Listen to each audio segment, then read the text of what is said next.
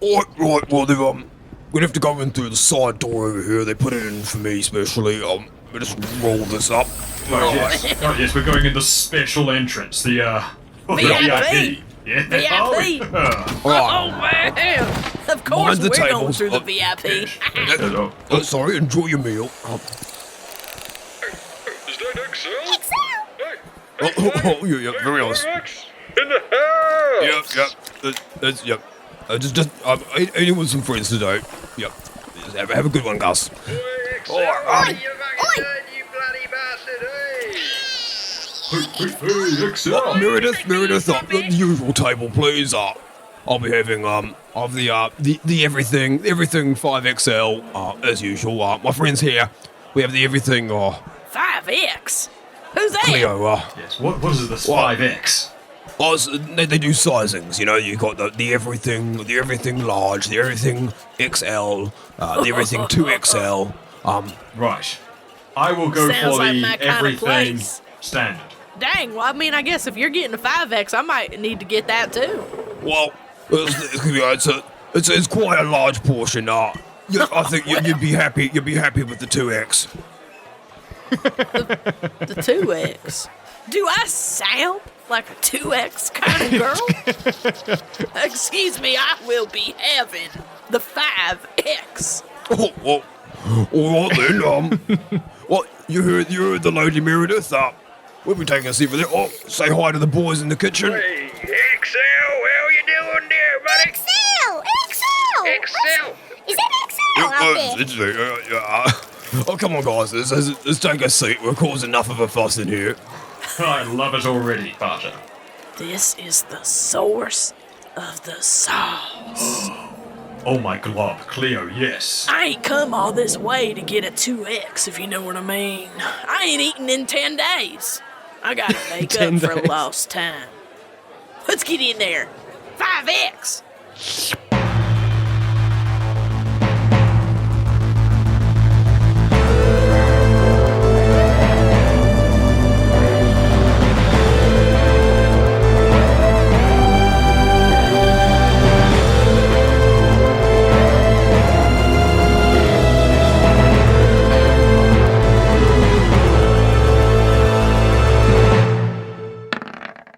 Welcome back, everybody. It's the Backwater Bastards in space.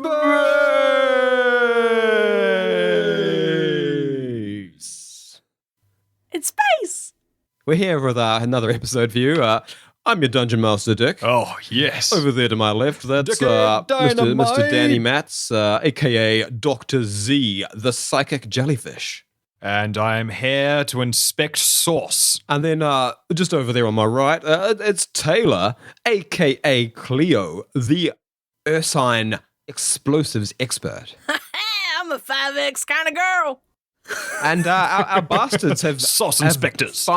finally arrived at the ultimate greasy fried food spot on God bless.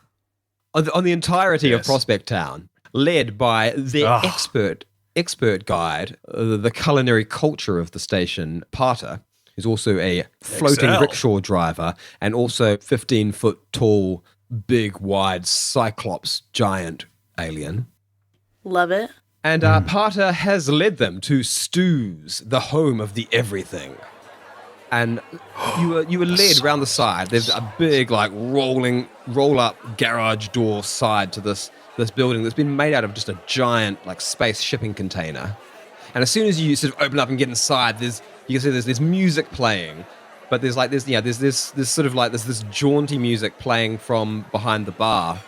Surly-looking teenagers sitting in the corner who are playing their own music on little sort of devices that they've got set on their tables.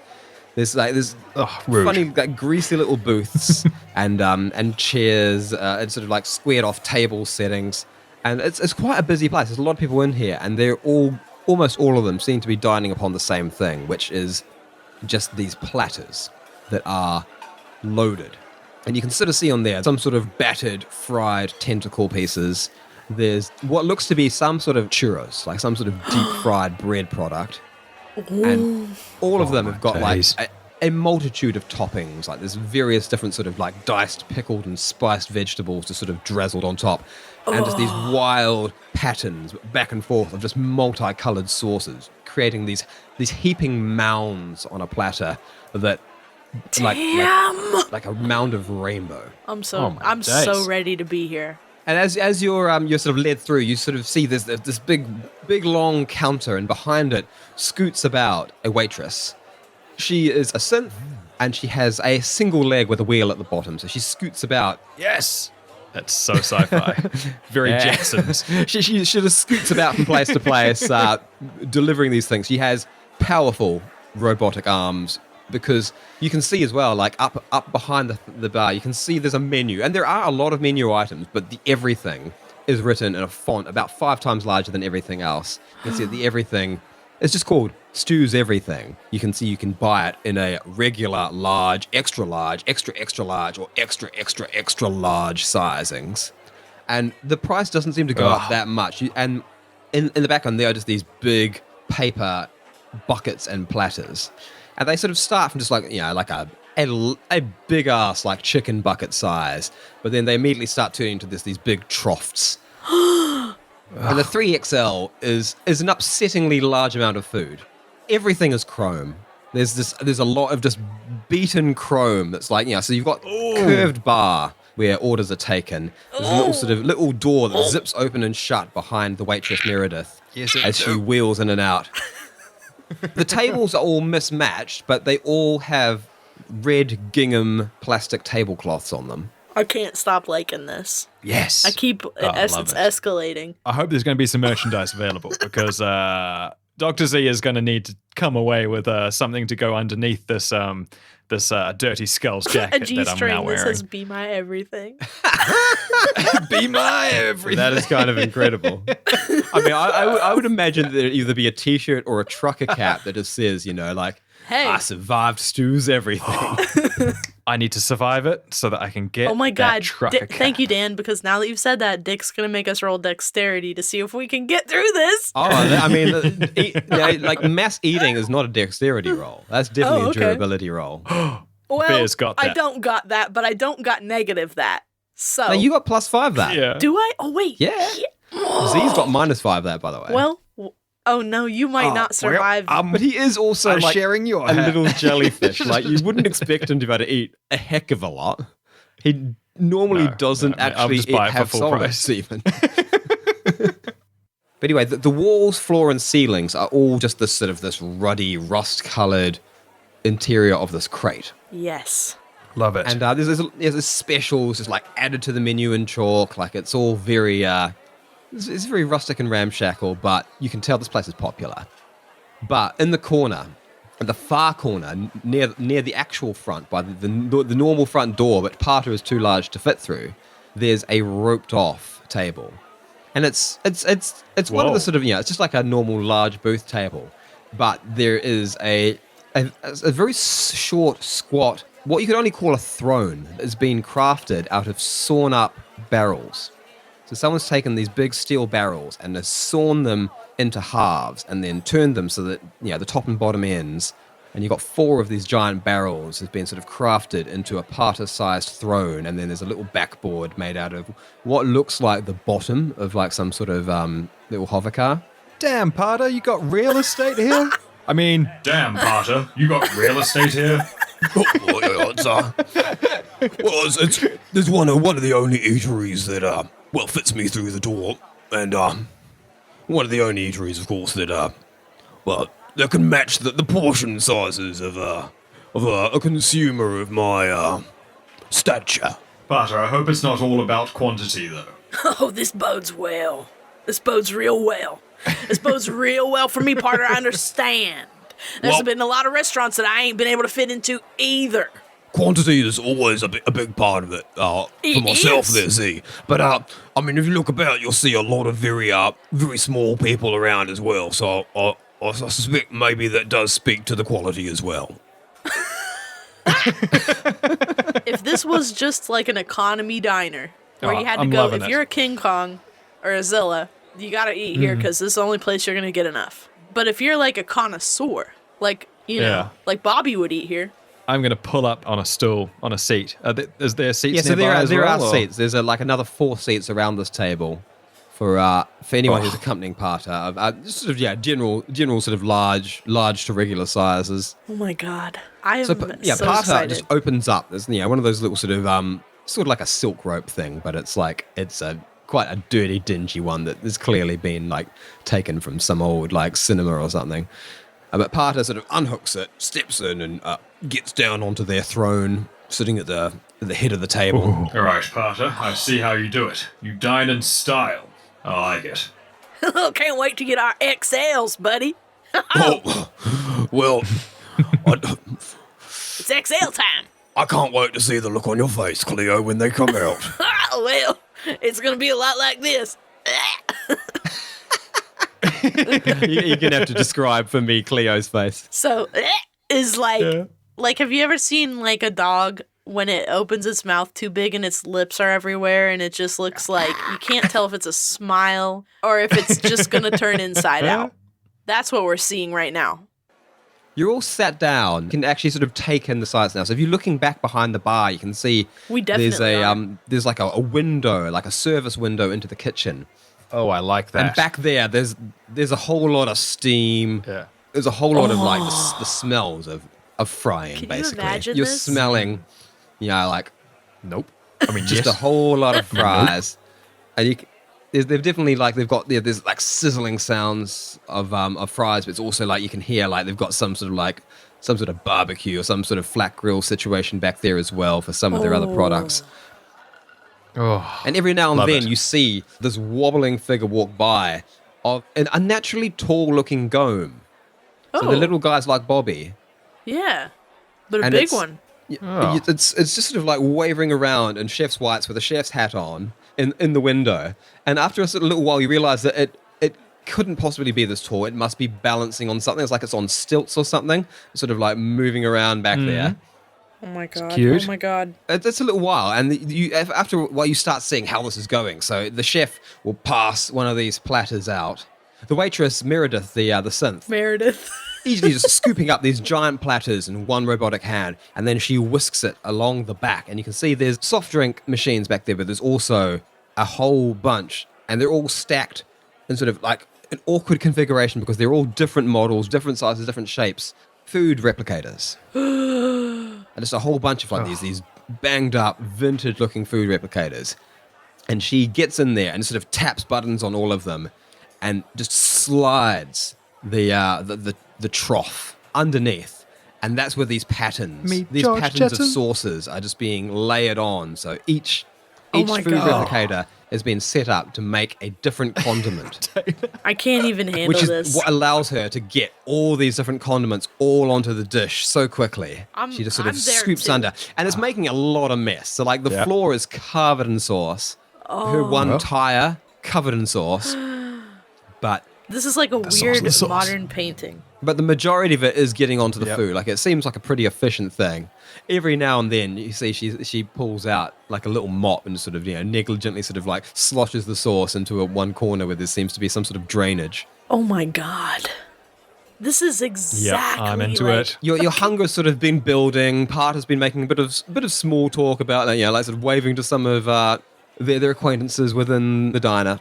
When finally, Meredith has got one of these big buckets and brings it over and sets it in front of Dr. Z.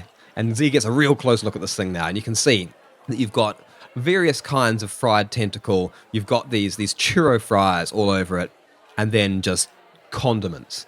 And it is served with just a big-ass fork that's almost like a shovel. Wait, so what size did Z get? Z just got the regular.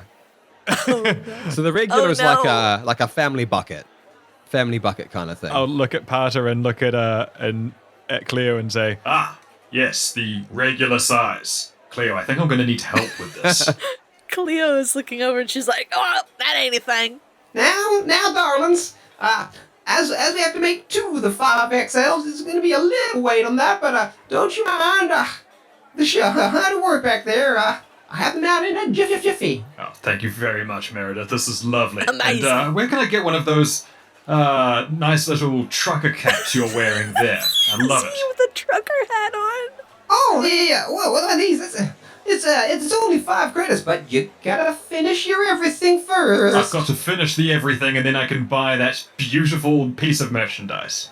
Stu very particular about that point before he died, and I gotta uphold the traditions of this place. I shall finish this beautiful meal, the everything, and I will be purchasing that cap by the end of the day. He better mark us down for a few of them caps.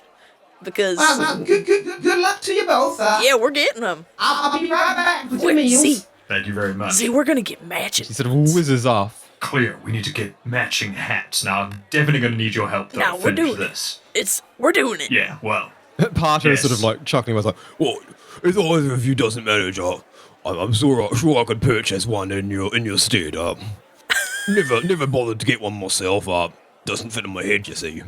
Potter, have you ever thought about buying several and then sewing them all in together? Well, you know, I already basically live at this place, Doctor. Might not be in good so- taste for me to be wearing the merchandise as well. They might start thinking I work here. Not while you're sitting in that throne, Potter. And heck, bands wearing their own merchandise is always good King's merchandise. gotta have a crown. You know what they say. Oh, this is very good, very good. But no, I think I'm happy. I already attract enough attention. Don't be needing no crowns for me. Oh, would you look at that? Well, you're in for a treat here. It doesn't fit through the window, you see. and you can see like a door to the kitchen opening up, Cleo, and the chefs you're come in out. trouble. Oh my god, what And, have I done? At I this got too excited. You can now see the gome that you kept seeing through the window is a regular height gome and is surrounded by 3 other gomes. And you four gomes? now it suddenly clicks that they must be standing on one another's shoulders to reach the cooking surfaces.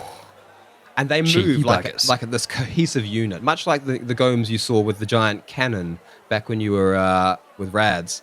That they move together as one unit, and they are carrying a literal cloth. Whoa. Okay. It's this one. This is not a cardboard disposable thing like the others. This is something. It looks like something that they've just got. You know, perhaps for some sort of food preparation task. Like this isn't an official thing, but it is just filled with everything, Oh and my it god, is yes. it is. This big, is that you last know? moment before the Like crushing the regret. entirety of this meal is like the size of like a scrawny teenage human Well, Cleo could eat a person. Right? in one sitting. We're about to find out. Oh, Cleo, you are about... I think you've done it now. Nosy. I am about to do it. And the gomes pass it to Meredith, who rather easily lifts it up with her 2 hands this time. She doesn't carry this one Girl in one power. hand. And you can hear her wheel sort of squeaking a little bit as she squeaks out. The little door zips open from the bar. She squeaks over to the table and she places it down in front of Cleo. The table creaks a little bit, but jeez. seems perfectly load-bearing. Like, There you go, ma'am. Potter, Mr. 5X, it won't be one more moment. and she sort of zips Quick. back. And at this Wow. point, you can see the gomes like just wiping sweat off their foreheads now, like struggling to carry a second one of these monstrosities out. What's the rest of the crowd doing? The patrons. So the patrons, they're used to the sight by now. You can tell, like nobody's making much of a load, but there's a few people sort of like giving sideways glances to Cleo once the 5X gets placed in front of her relatively, like humanoid-sized frame. Well, you know what? Take a picture. It'll last longer, baby. Like no Yes. one's like actively sort of laughing. They're sort of like giving a looks and they're like grinning at one another, like, oh, this is gonna be interesting. It's like when you're at one of those restaurants where there's like a 500-ounce burger competition and somebody gets and it. you see and you're someone all get it and you're like, "Oh, whoa. it's about to go down. Oh, someone got Somebody's it. about to have cardiac arrest at the table. Like, here we go. But anyway, Meredith grabs Parter's everything and wheels it over, sort of squeaking about. It seems like, like her shocks and joints seem to be able to take this okay, though, and plops it down. At this point, the table really does give it like a noticeable concaveness towards where these meals are lying. But again, it looks as though it's holding fine. Ah, Meredith, before you go, Yes, hon. would you please take our photo? And hand over a little thing. Device. Oh, wow. You're a fancy man, aren't you, Mr. Jellyfish? Well, look at this camera. Oh, he Okay. is the Yes. fanciest. All right, say Yes, cheese. we go to all of the best franchises, all the best shops.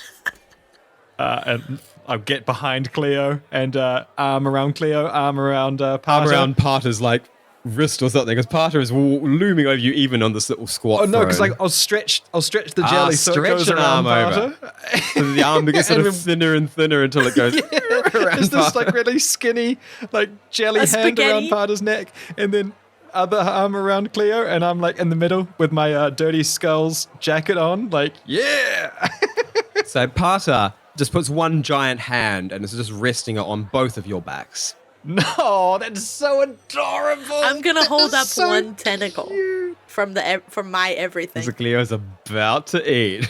And Meredith snaps a few photos. These I gotta draw these, this. these space cameras, like I mean, they're pretty good. They got a lot of expression sensors and stuff. So every little nice. pose you guys make, it's obviously it takes a little snap on its own. So lovely. you know that within there, you're probably going to have the best one, the one that's going to be your screensaver on the Grey Dragon or whatever. Oh, it will be. This is gonna be our new email signature. Someone needs to draw that Oh my photo. god, I'm like picturing it right now, and it's so cute. Oh, But she hands it back to Dr. Z, like, Now, I'm sure you're gonna be wanting drinks. Yes. Now, can you make the 10 top? oh, great. Well, everybody's ordering off the menu today, aren't we? Absolutely. We got all the ingredients. There's one of them back here. Not as uncommon a request in these bars as you might think. Well, I'm glad to hear it. Well, now, I absolutely will be having a 10 top, but I need some, like something industrial to help wash this down. You know what I mean? We got a house beverage. You want the dry or the sweet? Oh my god. Z, do you hear that? There's choices. Oh my god, I'm already wanting to change my choice. They've got a house No, we're beverage. getting everything. I'm still getting that 10 top for flavor. But and you know now, I spent my whole life trying out the dry. I'm gonna have the sweet. Sweet tea. Sweet tea. All right now. And the usual for you, hon? just looking over at Parter, and Parter's like, Yes, please. A parter-sized dry. Thank you very much. Parker, can I try yours? I just want to know.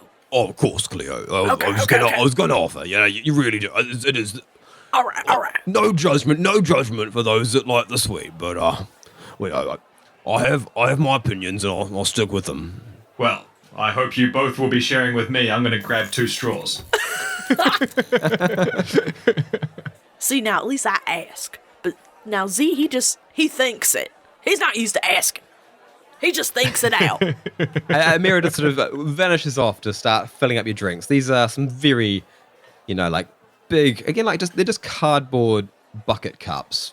Yes. Real sort of like big gulp kind of stuff. I want to be there right now. She is just filling up from this machine, and it's a kind of a viscous, fizzy sludge that just goes and fills these things really quickly. Oh, wow.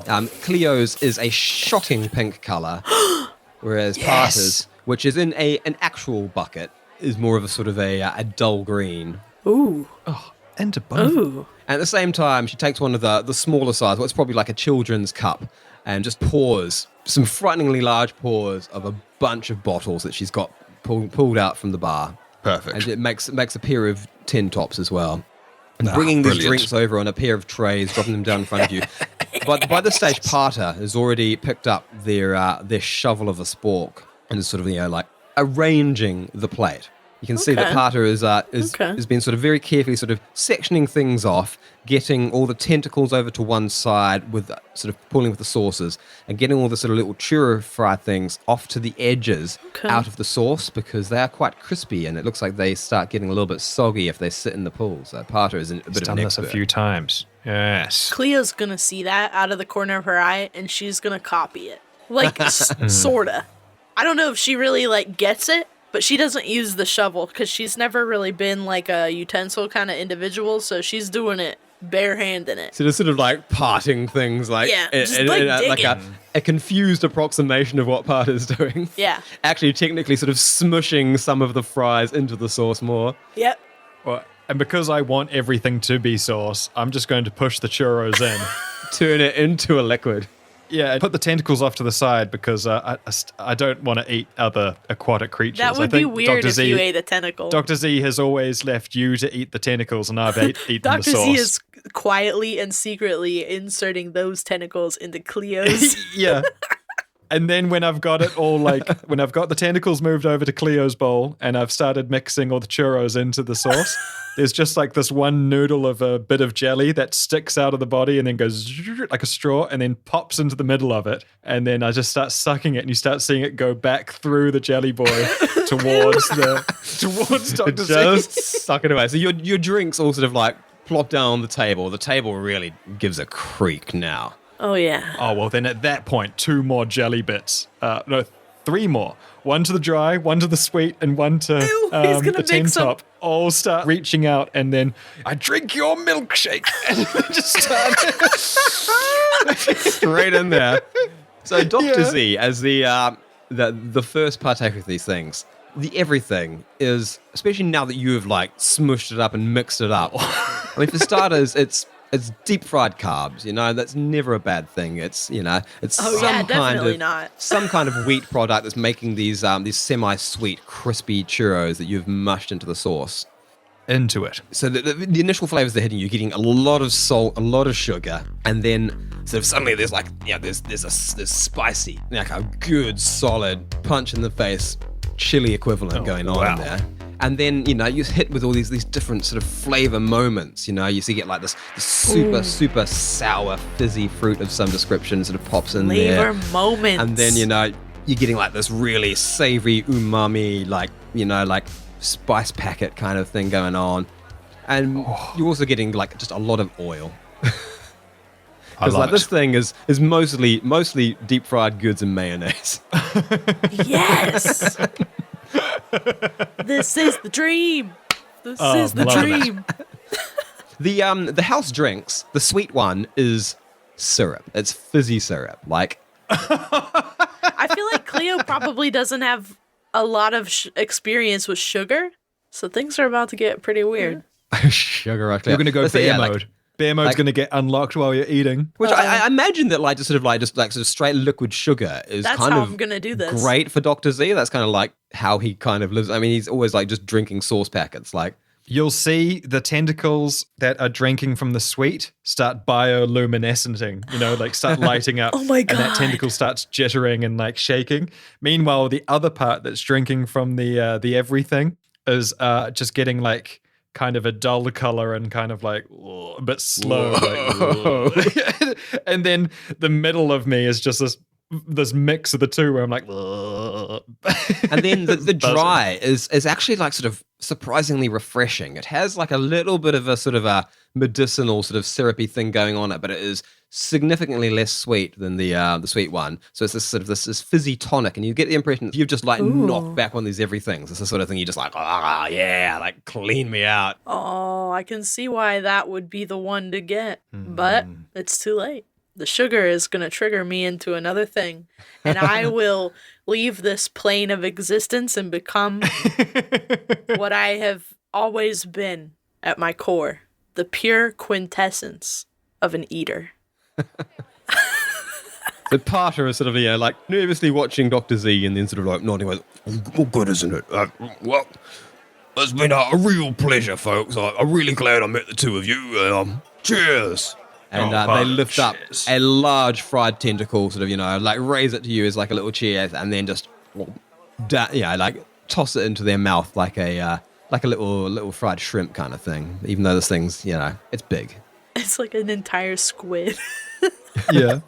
What's the tentacle of some really big, sort of a human arm tentacle. I kind of imagine it's these bioengineered sort of just giant tentacles that just sort of grow out of like a plastic bag. Yeah, basically. Yeah. Ooh, like a tomato they'd just farm be where they're just hanging from the ceiling. Yeah, be this tentacle farm, and you go in and there'd just be all these weird twitching tentacles growing out of nowhere, just disembodied. We can only hope that is the future. Yeah, all meat, no suffering. Just a 100%. A brainless, thoughtless, emotionless, painless. You just want chicken nugget for free.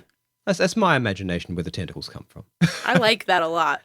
And they come in obviously very varied sizes because the ones that Stu's got here are bigger than anything that you've had anywhere else. Oh man, we have come to the place with the big tentacle. And now Cleo is sort of sitting there with this trough She in front is. of her. And it's the sort of thing where she's actually got to sort of like come up over the sides of it to even like get in there because it's so deep and so big. Oh my god. Cleo, I feel like Cleo is gonna just sit there for a moment and like lean back in her chair and just like close her eyes and just inhale. This is sacred. And Cleo, with enhanced bear senses, she is discerning. She can smell the individual things. She can smell these succulent, proteiny tentacles that are perfectly cooked. Yes! Crispy on the outside with like a sort of, like a salty squishiness on the inside, like a saltwater goo still sort of clinging to it. Then it's wrapped in a batter, a really basic batter. It's just, it's been floured and then fried. And this batter is crispy and oily. There's pockets of oil, because this thing, you get something this big, wrap it in batter and then dunk it in a deep fry. It soaks up all that oil. It's full of fry oil. So greasy. And then those things are, like scattered about. It looks as though you've got about 20 of those. Oh, that's it. And then just to sort of like the edges where you've tried to push them, but also sort of smushed underneath the tentacles are these churro fry things. And they are, for all intents and purposes, like they are, they're like a cake batter that has been pumped into fries, deep fried, and then dipped in some sort of salt sugar mix. Ooh. Wow. I would like to They're eat all that around. now. They're around the show, and then you've got so you've got like garlic mayo, chili mayo, hot sauce, ketchup, barbecue sauce, all these sorts of flavors. There's flavors from other worlds as well that Béarnaise. I love that this is Mayonnaise. essentially what a 5-year-old would make for dinner. But in our world, this is like High cuisine. this is peak off-world dining. it's not fine dining, but it is like To us. it's good, honest, dirty, like late night dining. I think. There you go. Tell your 5-year-olds they got They it got right. it right. They did it. Well, This it's one's like for you y'all. go to like a kebab shop in London. Everyone's getting chips with fucking lamb and sauce on top, and that's all they're eating. That's that's my inspiration for the everything is that kind of It is silly definitely decadence. that. But like, and That's you know great. that stuff tastes so good when you're messed up. Nothing like a fried potato when you're drunk is beyond a Peak. Michelin star. Like Yeah. nothing in the world is fried Michelin can potato go when fuck you're drunk itself. good. But yeah, there's some sort of like some real sort of sticky, tangy, fizzy kind of sauce that you're not familiar with, Oh. and then some kind of like musky, like heavily spiced, grainy sauce as well through there. So you've got like all these different scents coming at you from all these different sections of the trough. Oh my god. I'm just like I'm buzzing. I'm I'd buzzing. totally eat this thing. I know I would. I'm like, wait, how is this not? Can I do like a savory churro fries with like every sauce on it? Like, Oh. that sounds good. That sounds really good to Might me. be a bit much. Might be a bit rich. We would have to get like a simple everything and then share it, and we still wouldn't eat the whole thing, and it would just be like, it would be carnage. But Cleo, I believe in Cleo. Like Cleo can do this. Cleo has trained for this. Cleo has starved in the bowels of the Grey Dragon. It's not been a starvation. It has. On the Grey- it has. on the Grey It Dragon. kind of has. Actually, no, you're has. right. The food Yeah, it has. replicator lost The food its replicator's juice. been off. It's been Yeah. days. And you know how bears eat. They Get don't in there, stop. Cleo. They don't stop. And I'm not going to stop now. Ain't nothing between me and this trough. Okay, so Cleo is having this zen moment, the calm before the storm, just This is true enlightenment. wafting in the sense as Parter and Dr. Z have sort of gotten underway. Sort of Z is Yeah. Slow but sucking steady. like this fatty sludge just up, and he's getting a little bit lethargic from it, but then he's getting re-energized by stealing some of Cleo's drink, so he's keeping up. The sugar's gonna you can see rocket like you. the bucket it is descending slowly but surely. Parter on the other hand is very quite neatly just shoveling. Oh, Sort of alternating like crunchy churro with, like a nice big piece of well sopped up sauce dip tentacle. You see Parter is actually like almost like, like aiming for different spots to get like different sauce combinations as they go. That's me in real life. Wow. Expert eater. Well, the Zen is over. The Zen has ended. So what happens with Cleo? Cleo is looking upon the face of her god. Fried food. I like how this is like this is like all parts Cleo. Like you got sort of like the dirt bandit Cleo, like just this is like rich, decadent, high protein food. This But then is you've like also that got- for every aspect of Cleo. You've got like primal Cleo being like Yeah. big mound of food. I don't know when my next meal's coming. Like all of the Cleos are finally on the same wavelength in this moment. Every shard of Cleo is tuned to this optimal experience of fried food nirvana. And she's going to start with one tentacle, very careful, very slow. I don't even know if anybody's ever seen her eat this slow. It's just like an enjoyment of the tentacle. Taking individual bites and stuff, Yeah, You're getting, actual like, bites. But I don't know how long she's able to maintain that calm. I feel like the bear is going to kick in. oh, yes, tentacle, a little handful of churros, and already that's a bit of a blood frenzy because suddenly it's a handful, And it's that like sweet this big- syrup drink. slimy thing. And as she Oh. tries the drink, her eyes are like, Pupils just sort Oh, of no. shrink, narrow down, and Parter, I would say to be a bit worried now. We're about to see the other side of Cleo. there's a montage, a butterfly wing, a ripple in a piece of water, the hair on the back of someone's neck, a lightning. Cleo having this high fructose fizz syrup. And then the connection severs. What is that, D100? It's 18. It's only 18. So Cleo is It's not going to kill anybody. She's just a bear focused on a meal, really, Yeah, and probably quite readily able to wrest control back even. probably. But this is a joyride. We're going in. So the bear brain, that primal animal brain takes over, and the first things first, knocks back the rest of the sugary drink because that thing's good. Z's like, no. No, I was drinking that too. Like I imagine, like Z starts sucking faster, like panic, like, oh no, as it's like because it's going down like this, and then suddenly it's going down like this, and Z's like no, like, sucking as much as he can before Cleo just knocks it back. Cleo doesn't quite finish it, and there is at the bottom of this big old bucket of drink. There's still like a fair bit left that Z can sort of, like savor. Before Cleo sort of shoves it to one side, conveniently straight towards Dr. Z, and just starts shoveling. Like an efficient, like one pour, the next pour, one pour, the next pour, and really going at the everything. Parter's one eye sort of like widening, like, What? Well, she wasn't kidding about giving it a real go for this thing, was she, Z? Parter, I am worried for how much of a go Cleo may actually give of it. It's I'm going to It's start just, eating uh, farters. move our seat just a little bit away. I'm just gonna just nudge away from Cleo. She's making a bit of a mess, actually. Just make a Parker little sort bit of of a mess, yes. sort of drags their trough, like just like a few Anything you inches want to keep, you further better away move it now.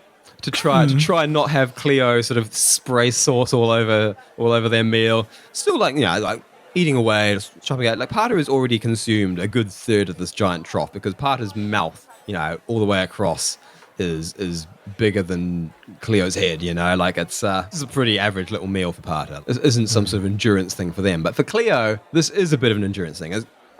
She's just knocking back, no chewing anymore, just swallowing things. Every now and then there'll be like a big tentacle, and have to do that kind of bird thing to like swallow it down. I guess what we're really going to need here is a durability roll, just to see how long she can keep this up. It's time. Woohoo. It's a 13. Oh no. That's not a fail. Okay. So Cleo, The cramps haven't started yet. Getting into the first quarter of this thing is like just a fast, steady eating, but you can see she is slowing. After she knocks back about a quarter of it, Parter is still just sort of sitting back, in a detached academic look, watching Cleo with awe, still eating. Dr. Z, I'll have a durability check with you as well. See how Dr. Z is coping with this quantity of food because it's a big ass portion. It's a lot. Durability. That is a natural one. Oh no, doctors! Tap out! Give me a D100. Oh no, Dr. Z is done. 25. It's, okay. So, it could be, so Dr. Z, almost sort of spurred on, a bit of a competitive sort of spirit, I suppose. Clear that, especially because he had to start going for it. He was really just enjoying and getting a bit of an energy boost from the sugar drink. But once it was starting to come off the table, he started really going for it on that thing and actually, sucked up like a crazy amount, brain freeze kind of thing going on. But I broke the equilibrium. refusing to miss out on it. Guys, we can get another. Abruptly It's a having to slow down, no, now I must savor it. It has to last for the entirety of my meal.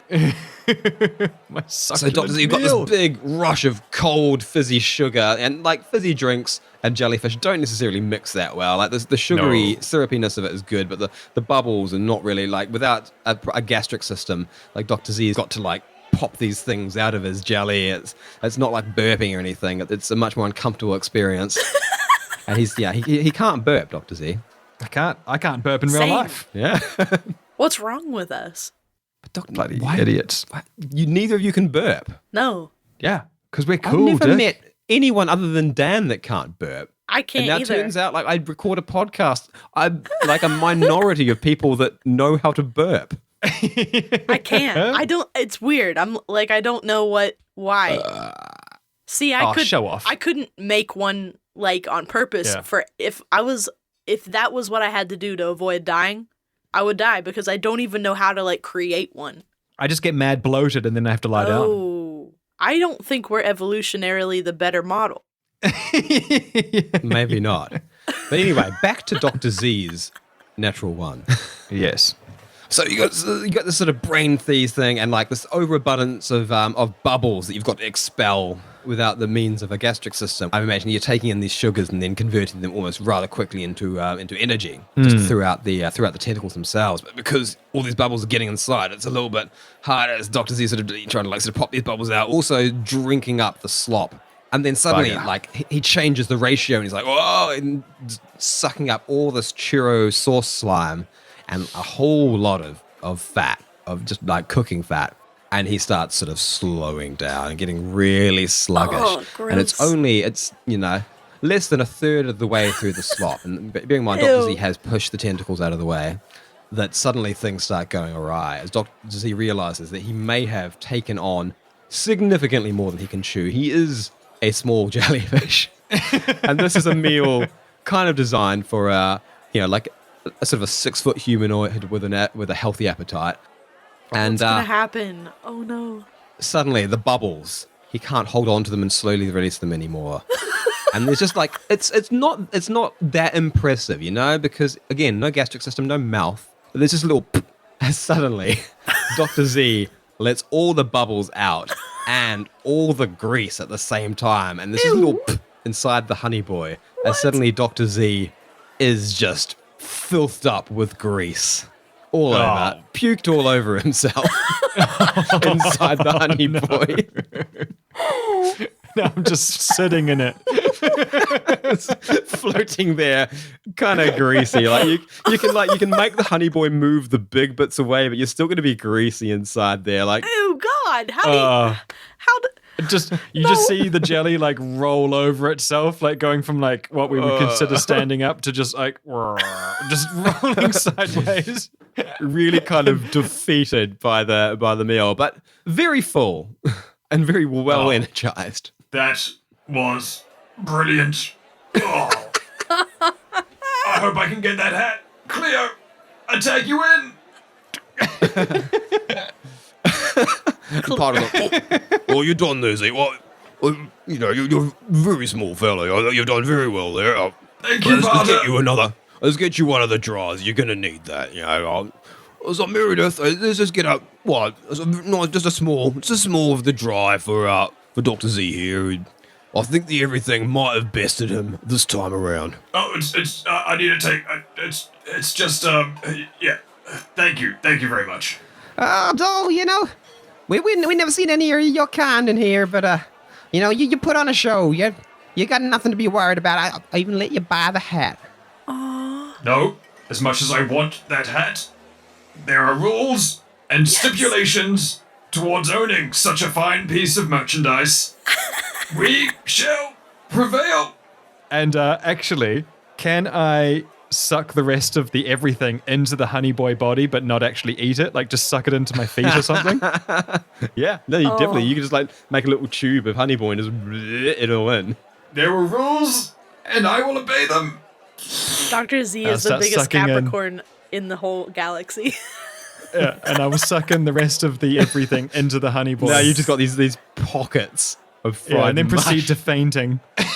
Cleo sees this happening and is not fully in control of her faculties, but kind of like, you know how like when a dog is playing with something and then you start playing with something next to the dog, and even though the dog has something, it sees you have something, and it's like, hey, no, only me.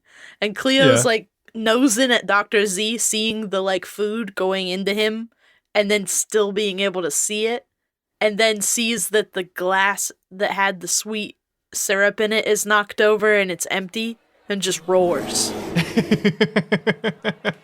And hopefully someone will bring another one. I'm gonna roll like perception on Parter to see if they understand what just happened there. I've rolled a natural 20. Oh, yes. Parter sort of quickly like half raises like, Oh, and while you're on it, Meredith, we better have our... I think we're going to have to go for a parter-sized suite here.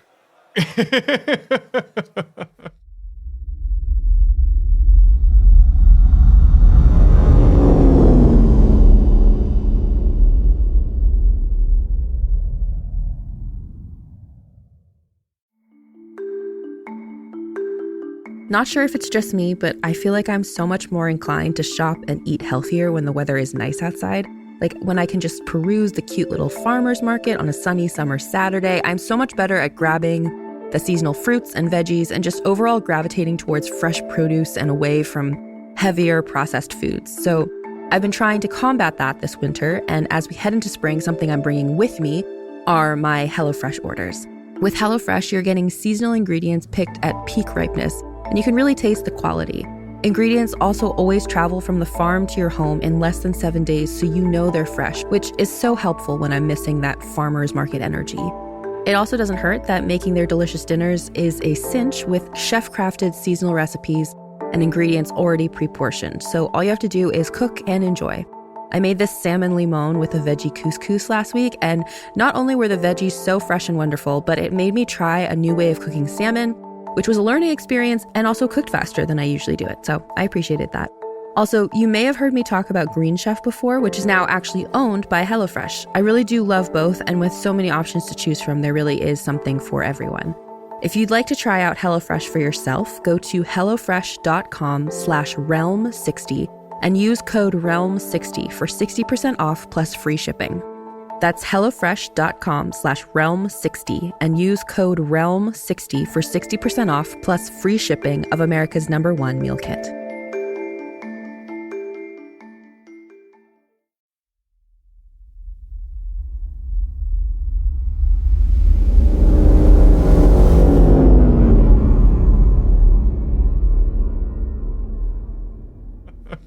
Hey, Cleo, nudge, nudge. Cleo does not speak anything that is sort of like discernible. poking Cleo in the little furry side. As Cleo is now coming into the second quarter of this meal, and I'm going to need Second quarter. another durability roll. Things are not flagging. This is happening. Come on, you can do it. This is happening. 17. So 17. Cleo coming into her stride now, Yeah. like getting into having finished the first half of this meal. Oh, yeah. She slowed down for a bit there, but as another thing of the sweet comes up and she's able to like just get in there and start sucking down on the straw. She's got this resurgence of energy, and the second wind is like wolfing down the second quarter, having easily sort of knocking down half of this thing. As I imagine Dr. Z is just sort of like wobbling and like I'm out. groaning in a satisfied, sick kind of way. Yeah, I'm just wallowing in it. Parter, you can see, is sort of enjoying the meal, like eating churro fries handful at a time. it almost looks as though their good-natured sporting kind of way slowing down to Cleo's pace, because it looks as though Parter could have finished this thing much faster than her. I mean, he is significantly larger. Parter. That's so thoughtful. Don't want to have Cleo just sitting there eating by herself, that'd be sad. Well, y'all'd be the only ones feeling it. Yeah. Cleo's on another planet right now. So Dr. Z is sort of wobbling in the corner, Parter watching, leaning back on their throne and eating some more tentacle as Cleo now approaches the third quarter. The third quarter. This is what combat is meant to be. We've rolled a 12 here. Well, uh-oh. So slowing down again and intermittently sort of, getting her bare chops back on the sweet fizzy syrup.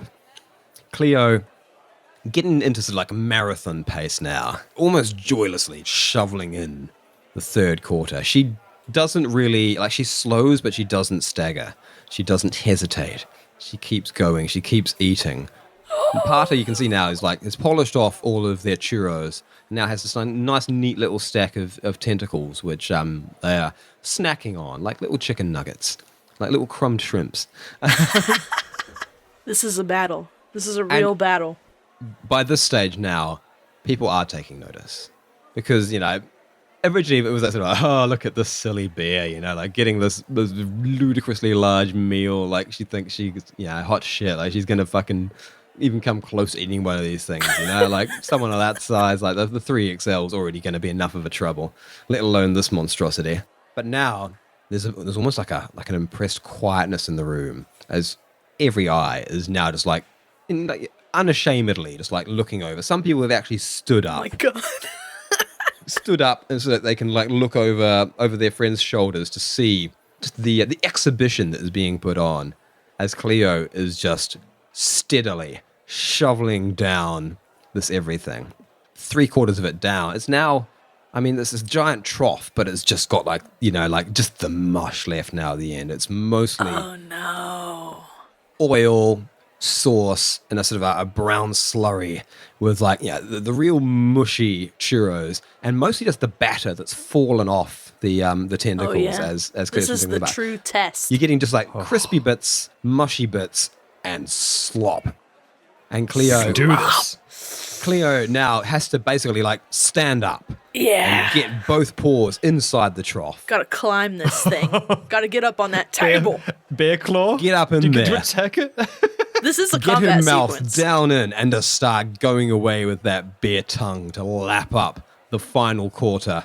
And I'm going to need a final durability check to see if Cleo can manage. Come on, Cleo. Oh, wow. Yes. What are the odds? This is fate. The bards shall sing of this glory in the halls of Sam's everything. So it's a 23 for those of you at home. Yeah, it is. That's Did I already amazing. say that? No, No, we didn't. We were too excited. It's a 23. it's 23. Cleo, in the home stretch, just, everyone now, they're standing up. So to proud watch. of you. There's a crowd watching this exhibition of eating as Cleo.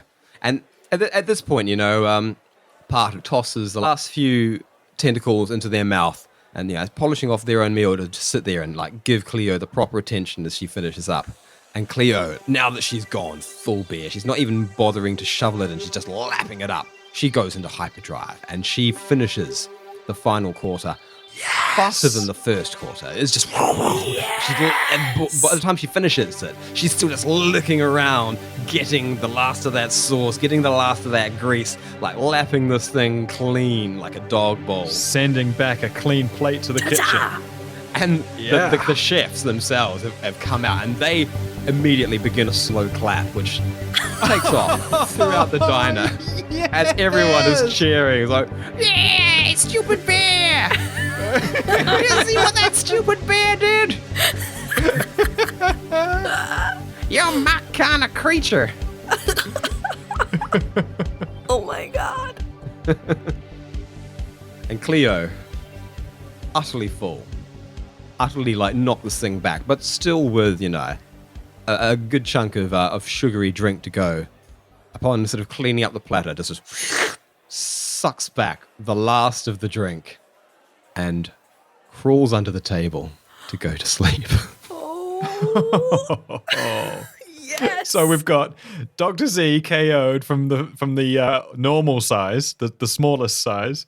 Cleo still in beer brain, sort of going to like hibernation, basically. Yes. As you come to, you realize that the two of you are propped up on the wide seats of Parter's rickshaw. You each have a I survived Stu's everything trucker cap perched on your head. Yes. Victory. And a large cup of the dry with a lid on top and a straw, To go. sort of like propped next to you. I've never felt this successful in my life. Potter, are you there? Potter! Cleo! Oh, Z, Potter, I took it upon myself to extract you from the situation. Cleo's admirers were getting a little bit too rambunctious, and I was a bit worried about what might happen if she were to be woken from her nap. So I thought the best thing would be to gently lift the two of you here and start taking you back towards I think this is where you said your ship was. Potter, you're a glorious being. What Glorious, happened? large, omnipotent being, Potter. I'm just gonna take some of this drink. Oh, well, that's I pretty imagine like nice. Z could even like sort of get a bit of the dry in there because like the fizzy battery acid bubbles can sort of like get rid of some of the grease. That's true, actually. I'm gonna have a little shower inside the Jelly Boy with the dry. Because this thing, it is basically like it's like an edible grease stripper. You know, you drink it and it kind of like oh, I don't feel quite so greasy anymore. Oh, Cleo, that's did we nice. win? Potter, how did we get these glorious hats? Well, as myself and Cleo both finished the everything, they were more than happy to sell up here. Potter.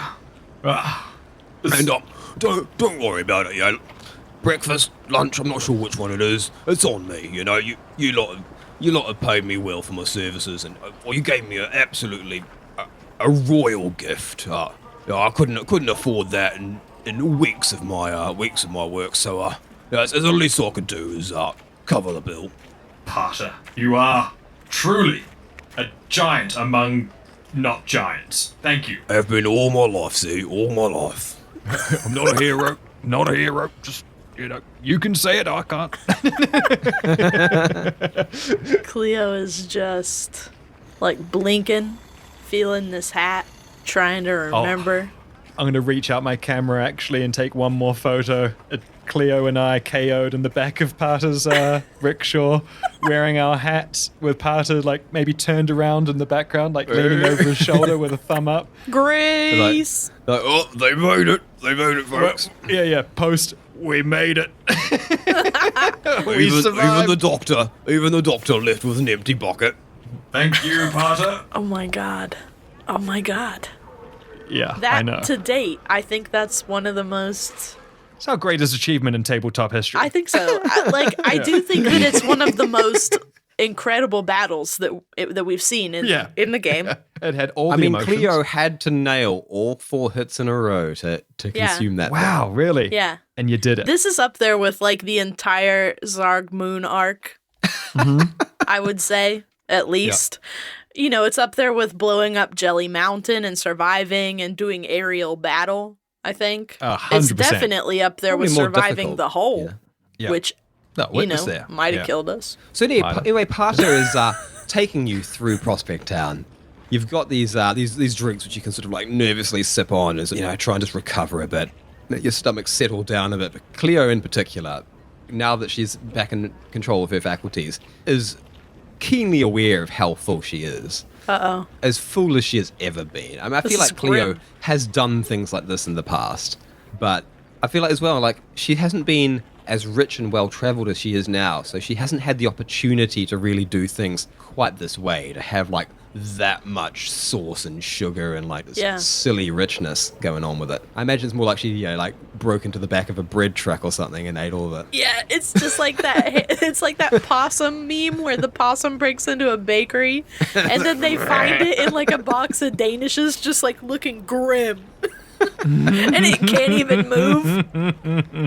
I feel like in the early days of Cleo, like getting used to this situation of her being sleeved into the Ursine body, there were probably a lot of moments before she could like manage it, where she did kind of werewolf out and eat stuff. I mean, and that wake up. sounds pretty legit to me, yeah. It's like when you watch like any Hulk movie and like in the beginning where like Bruce Banner wakes up and he's like, What did I do? What Sitting happened? here and like, my The fear. oversized ripped The fear shorts. kicks in. Cleo's the What Hulk. did I do last night? But anyway, Parter sort of takes you out of the city proper, out back towards Skeeb's parking and workshop, and you back out into the familiar sights of the trash heap, of sort of the unevenly pounded down roads. But again, you're still traveling nice and smoothly because Parter is a gentle giant, and you're carried on this smooth hover ride, even over the mounds of trash. It's a Wow. gentle rise and fall. This is hero shit. Until finally Hero you shit. can see the walls of Skeeb's compound coming up. Parter sort of brings you right up to the exterior of it, looking at the gate and sort of looking at their rickshaw and being like, Well, I think this might be the end of the road for old Parter, my friends. Oh, Parter. Don't speak in such definite terms. We shall be back. Or heck, you might even go traveling one day and we may meet each other in a different place, a different land, different source. Well, as soon as they invent a transport ship big enough, I'll make sure I look you up. Parter, that sounds like a challenge. And I must insist that you do come back. If you find some time, of course, I'll show you around. I'll even give you a good deal on the transport. How about that, Doctor? Oh, you old dog, Please, Parter. please, can we come back, Z? We'll definitely be coming back, Cleo. Of course, Parter's Well, one of the greatest ever. I'll give you here. This is I always lose these things. So it's just very small. and Parter is sort of like fiddling about in their pockets and eventually pulls out what is to them a very tiny business card, but what is to you more like a birthday card. Oh. This business card, it says Smooth Ride Transport. Has a call sign on it for you to contact Parter at any time that you're on Prospect Town. It has a picture, it's a little silhouette of a giant pulling a rickshaw. Oh. Right when you said that, I just started hearing slow ride really loud in my brain, but smooth ride. Smooth ride. Smooth Ride Transport. Take it easy. I'll drop anything to give you guys a ride. So feel free to call anytime you're back in town, and or even if you don't need any transport, I'd love to see you. So don't be strangers. Oh my god. Barter, we will call you, okay? Parter, one last photo. And I'll reach that stretchy arm around Parter again. One arm around Cleo, Always and then very there'll be a funny, weird Zay. noodle that'll come out from the middle of the body that like holds the camera to just take a photo Selfie of stick. us. Yeah. Wait, I'll shoot my stealth beam at that noodle. Invisible Disappeared. noodle. Invisible noodle. That's a trick. Well, that's a trick altogether. Wow, that's definitely a kind of trick. Be careful with that. Watch out, everybody. Z has an invisible noodle now. You heard Wow. it here first. Dan's face is like, I now know what I have created, and I am not sure what I have released a terrible science upon the world, and I am very sorry for it. And in this one photo, the one that I feel, after this camera like sort of catches all the poses, all the expressions, the one in the future will stand out when Dr. Z looks through them is one where Parter has this look of unbridled mirth on their face. Just a big smile. I'm about Cleo to and cry. Z both kind of just look ill in the photo, but Parter Checks looks out. really happy. Like Parter has had a great long weekend with you guys, and Oh, my heart. Don't worry, Parter. I shall send you the photos as soon as I'm done processing them. He's got to Oh, it's Photoshop very that kind, shit. Z. Well, I don't like to stand much on goodbyes, so I guess I'll just say it's been a really nice time, and I hope to see you again. Goodbye, and reaching in and hugging the two of you, just again with one hand, is able to just pull the both of you into his belly. Oh my god. As Parter gives like a very gentle but very big hug. Oh no, does Pasha. that... It rolls a dexterity to see if that pops the cork. Oh, Parter, we've got so much space for you. Well, that could be maybe that is a durability roll on Cleo, actually. Oh, Jesus, Dick. Cleo, don't blame Dick. You brought that up. Yeah, but I mean, she's right. She's eaten too much to be able to do anything like getting hugged, without taking some element Cleo, of risk. Come on, Cleo. Okay. It's a 14. You're still in the clear. Yes! Cleo, just sort of burps a little bit, and it's fine. Oh my God, that was so close. All right, well, safe travels, my friends. I know you won't take my advice, but I really do hope that you don't get yourselves into any mischief too big, because it's a dangerous galaxy out there, and you guys you're not necessarily living the life that guarantees that it's a long one. So, best of luck on your travels. Remember, Parter, we survived you and the everything. I survived the everything. Well, that you did. What? And Cleo, you did something amazing today. I'm proud to have you as a friend. I mean, I know you weren't there to see it, but they put your photo up on the wall there. It's right at the top. Yeah, no one else has even attempted this thing, other than myself, of course. It's not even a menu item. I've got to admit, they don't go up past the 3XL, and few can do that one. So, oh my God. I wouldn't be surprised if you become somewhat of a local celebrity around these parts. So, make sure you visit Stu's if you do come back in. Your renown has increased. Your legend has increased by 10. My friends, I can't do this anymore. All right. From one 5XL to another. Don't forget us. What? And Parter, tearing up, grabs the rickshaw and plods off back towards the city, not looking back. Oh my God, that is fucking heartbreaking. Cleo's just standing in the street, holding that bucket of dry, like, y'all come back now. You hear? Oh, Cleo, I'm leaking. But as Parter vanishes off into the trash, you realize you're now standing outside Skeeb's compound, whereupon which a presumably fully repaired Reese waits, along with your compatriots, Trevor and Boris, plus all of Cleo's sweet swag from K2K2, presumably has been delivered here as well. Oh my God, my aquarium. My aquarium! Let's head on in. So there's a gate with an intercom system on it, and there's just a big punch button that you could whack. Just hit it with a very lazy, full, can't be bothered, Lethargic smack. little slap. Yeah. Trevor, There's like a... Boris, Skeeb, somebody bloody answer this. Skeeb is here. Skeeb, it's us. We're here for the ship. Skeeb sees. Enter. Work is done, please. Send a taxi. And the gate slides open. There's a screeching fingernails on chalkboard sound as this big heavy gate screeches open. And you can see inside the Grey Dragon. There, front and center, just sort of sitting in the middle of Skeeb's compound. It's been cleaned. That's the thing you can really notice. Like, this thing has been it looks like it's been water blasted really well. All the sort of the debris, all the space dust, it's all gone. The paint job has been sort of touched up a bit. It still looks like there's a lot of grey showing through, but sort of like buffed up and shiny. There's the section where Boris had created this weird dongle battery pack system that creates the dagger effect. Is now you can see there's a bubble, a chrome dome, just on one side of the ship to protect the battery. to protect the battery. But otherwise, it doesn't look like much else has changed on the ship. Presumably, your life support system has been brought back online, which was obviously the main job. But standing there, leaning against the ship, like a real poser, he saw Skeeb call you guys in on the thing and quickly rush to get in position. It's Trevor. Leaning against the wheel, like, well, friends, I hope you've had a nice time out there. Good of you to show up finally. Well, Trevor, not all of us can look cool as you leaning against the ship. Actually, wait, yes I can. Check out my jacket and my hat. Cleo's got one too, and a cool new gun. We both look very cool as well. Look at us all, looking cool. Well, yeah, okay. It wasn't necessarily the goal there, Z.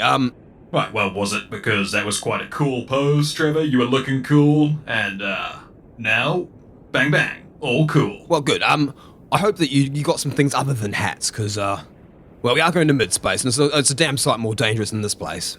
Well, put out your hands, Trevor. Trevor sort of like puts out his hands kind of nervously. And I'll squirt some everything on them. Oh, I knew it. Oh, I don't know what else I expected.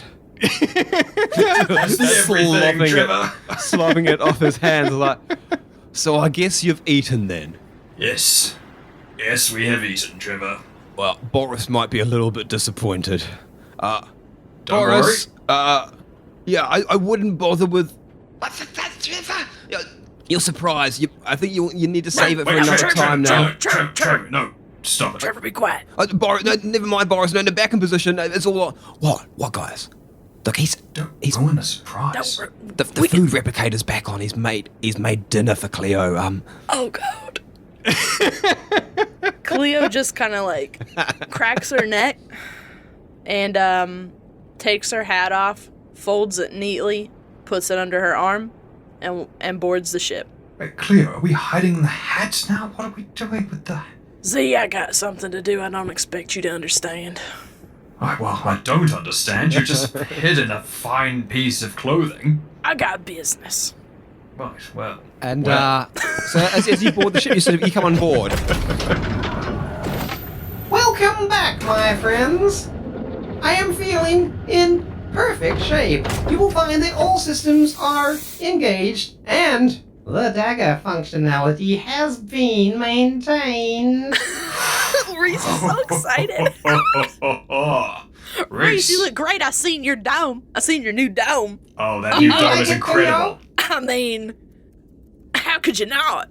How could you not? Slicker now, shit. Look at that. It's as slick as house shit. Look at that dome. See you coming from a light year away.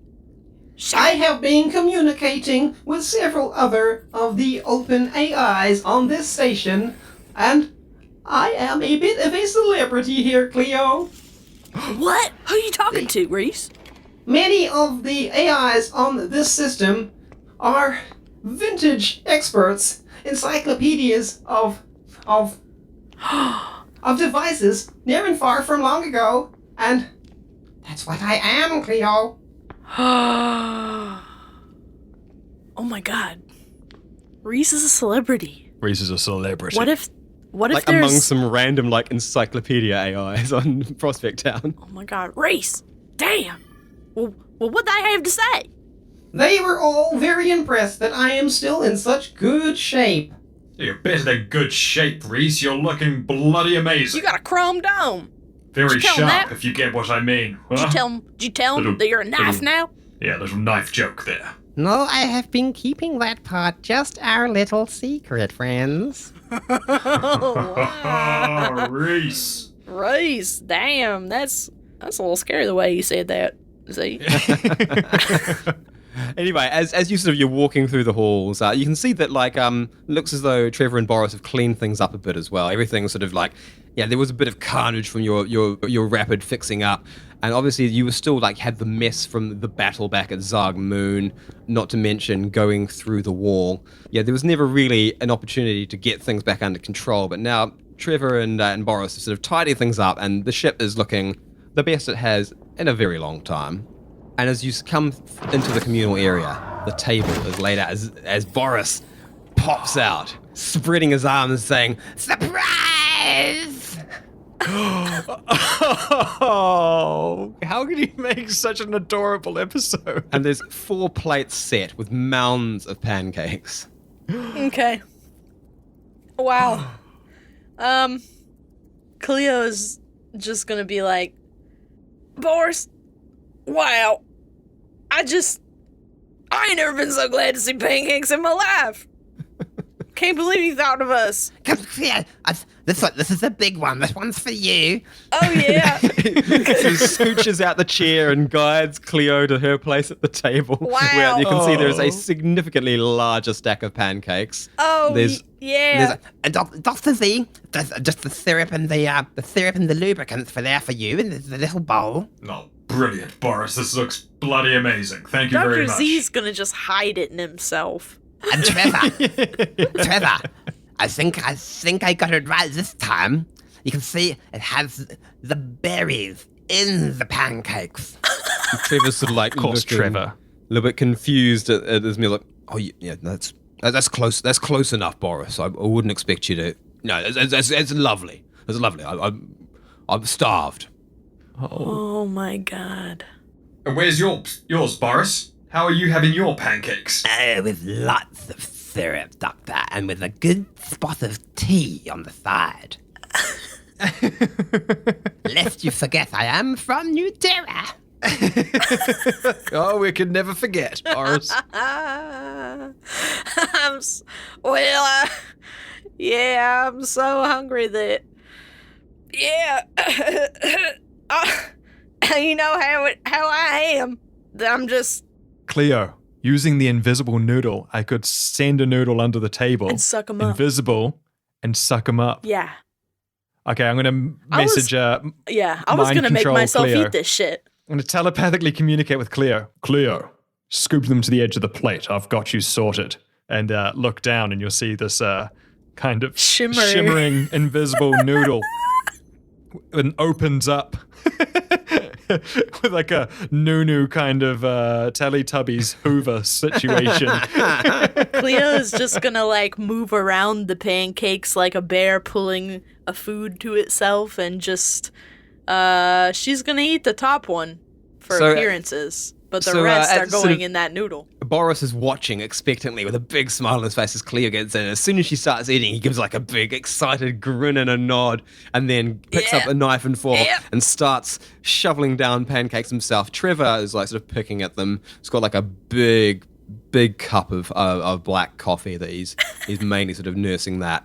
Boy, these are And let's the best have pancakes I ever had. I need a stealth roll from Dr. Z just to make sure you Oh, can God. you can sneak this away. But Stealth it's just a roll. D20 for you. Okay. Oh, it's a 3! Oh my god. What does this mean? What does this mean for us? What Dick.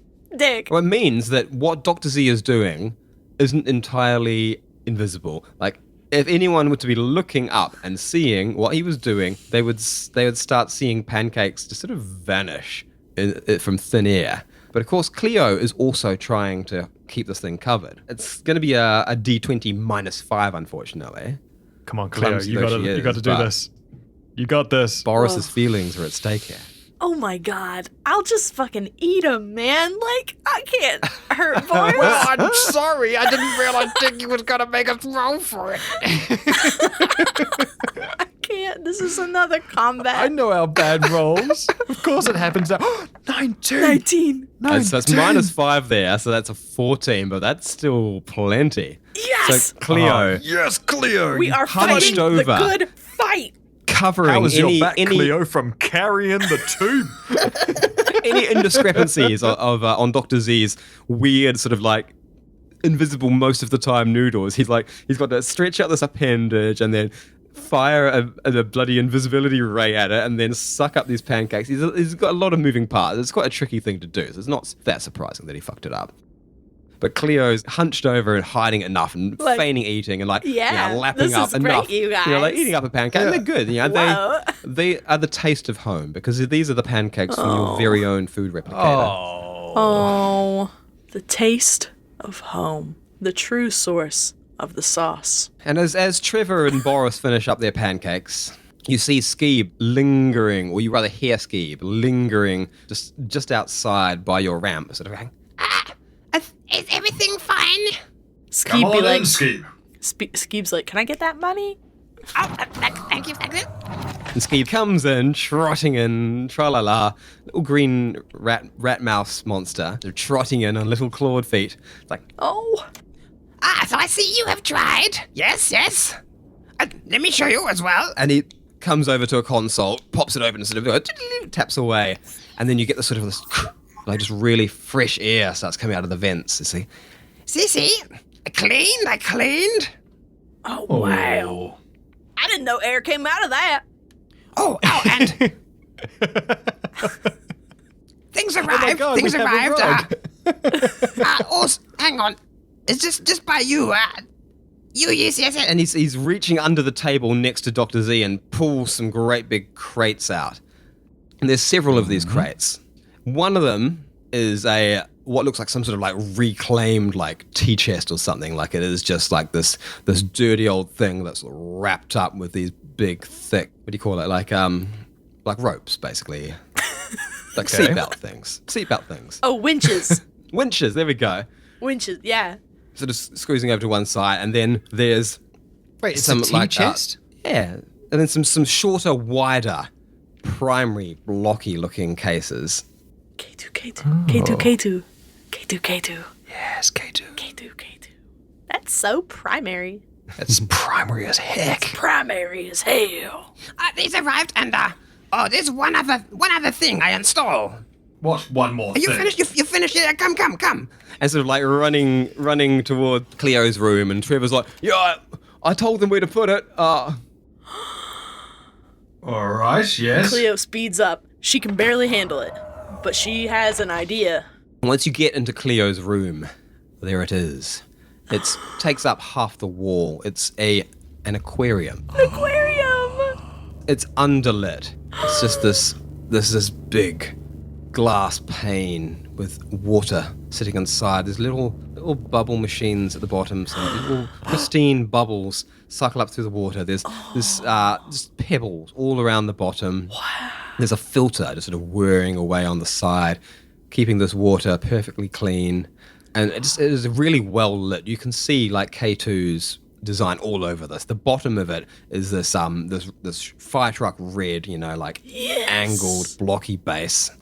But then there's just nice clean glass. Primary. And Skeeb has hooked the whole thing up and powered it up and bolted it to the walls because you don't necessarily always fly straight. Right, we're in space. It's good. I can move. Only takes several hours. No, this is it. The dream. It's better than I imagined. Look at it. It's huge. Is his? Pointing to Dr. Z. It's what? Is his? Pointing to Dr. Z. No, I will not be sleeping in there or standing or swimming or any of it. This is for Cleo's water. Oh, you get a fish? A what? A fish? Why would you do that? Oh, never mind. Cultural thing. Steve misunderstands. No, this is for the water. Look at that. I bet that's a whole ocean in there. I heard about Oh, it's very clean water, yes. That's an entire ocean. One entire ocean. One. So, Yeah. your deposit cover most of what I do. I don't... Skeeb have to ask for a little more. All right. How much more, Skeeb? Well, Skeeb have to do extra work, you know? Skeeb not realize the extent of damage. Okay, all right. So Skeeb need another 500 credits. See. I mean, that's okay, right? Yeah, that's all right. I mean, we just that's totally okay with it. tipped Yeah. K2 500 credits. Yeah, I mean, you guys are probably on a bit of a high from all this as well. Yeah. Like, it's just like Skeeb, let's head over to the briefcase then. And Cleo and I can open the briefcase together. Yep. Because we know that money has to be tangible. Physical. it only took 60 episodes. It only took. We understand now that credit cards can never happen. Cleo, should we tip I him feel as well? like we should because we tipped everybody else. Let's ask Reese. Or Reese, how if Reese was treated well? Or Yeah. yeah. Race. Yes, Cleo. Race. Yes, Cleo. Race, how was it? While we was gone. Oh, Skeeb is a fine creature, but I was scared at first. You all right? You can call us. No, I don't want to cause any problems or fuss. Skeeb was a perfect gentleman. All right. And you got everything you needed? You got the color you wanted? Just anywhere? Well, the paint was some issue. There is a supply chain problem, as Skeeb puts it, in Prospect Town, but I will not complain about the results. All right.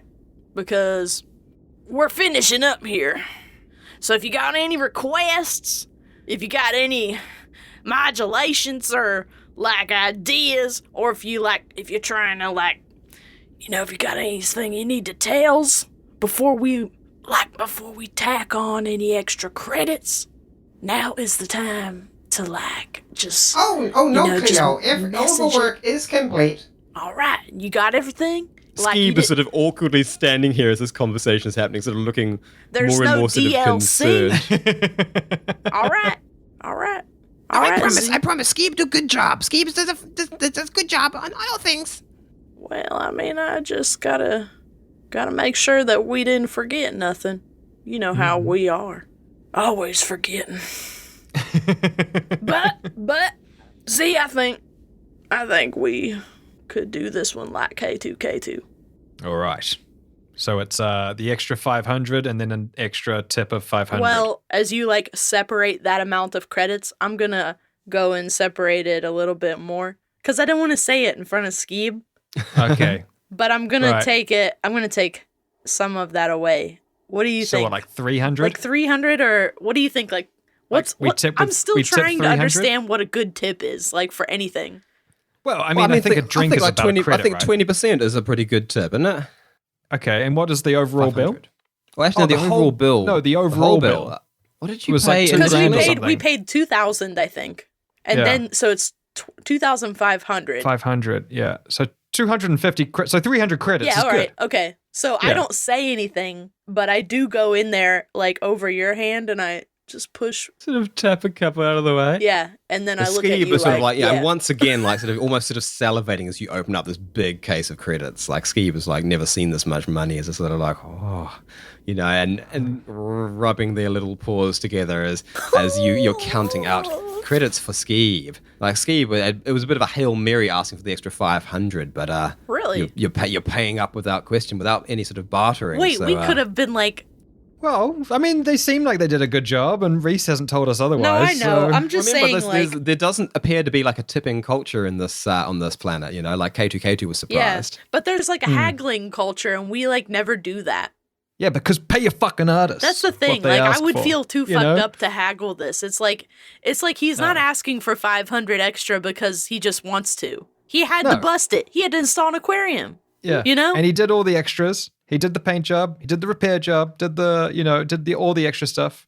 Yeah, this is just some random garage that you just pulled into, and he's done it all. He's done it all, and I'm not about. I'm with you on this. I'm not about to be you're surprising him in a good way here. Yeah. Nah, so we're going to take Cleo never had money 800 before. credits off then, yeah? Yeah. Yes, please. Yeah. Cleo never had money before, and now that she does, she's going to spread the wealth. Super generous. I mean, you've churned through it here, but you guys are still... Cleo and Z are under no impressions of we're going to be fucking rich forever. We're rich for now, so we're going to help share our it around. People. Exactly. Steve took care of us. K2 took care of us. Keen took care of us. Parter took care of us. They're going to need to take care of us again someday because we're probably going to have to hightail it back here after we mess something up. And you know what? We are building up our reputation on Bartertown, on Prospect Town. The disease has passed. I mean, you guys are in good here in Prospect Town as well, This could be where we hide out someday because now you've got the Prospectors Guild on side through Rads, who's going to be getting in there and shaking things up there. Yeah. You've got Parter, who's we survived the everything. Very useful. And having survived the everything, having Cleo's photo up on the wall, passed out under a table, is, that's cultural currency that you can actually buy. Yeah. And then looking after Skeeb, making friends with K2.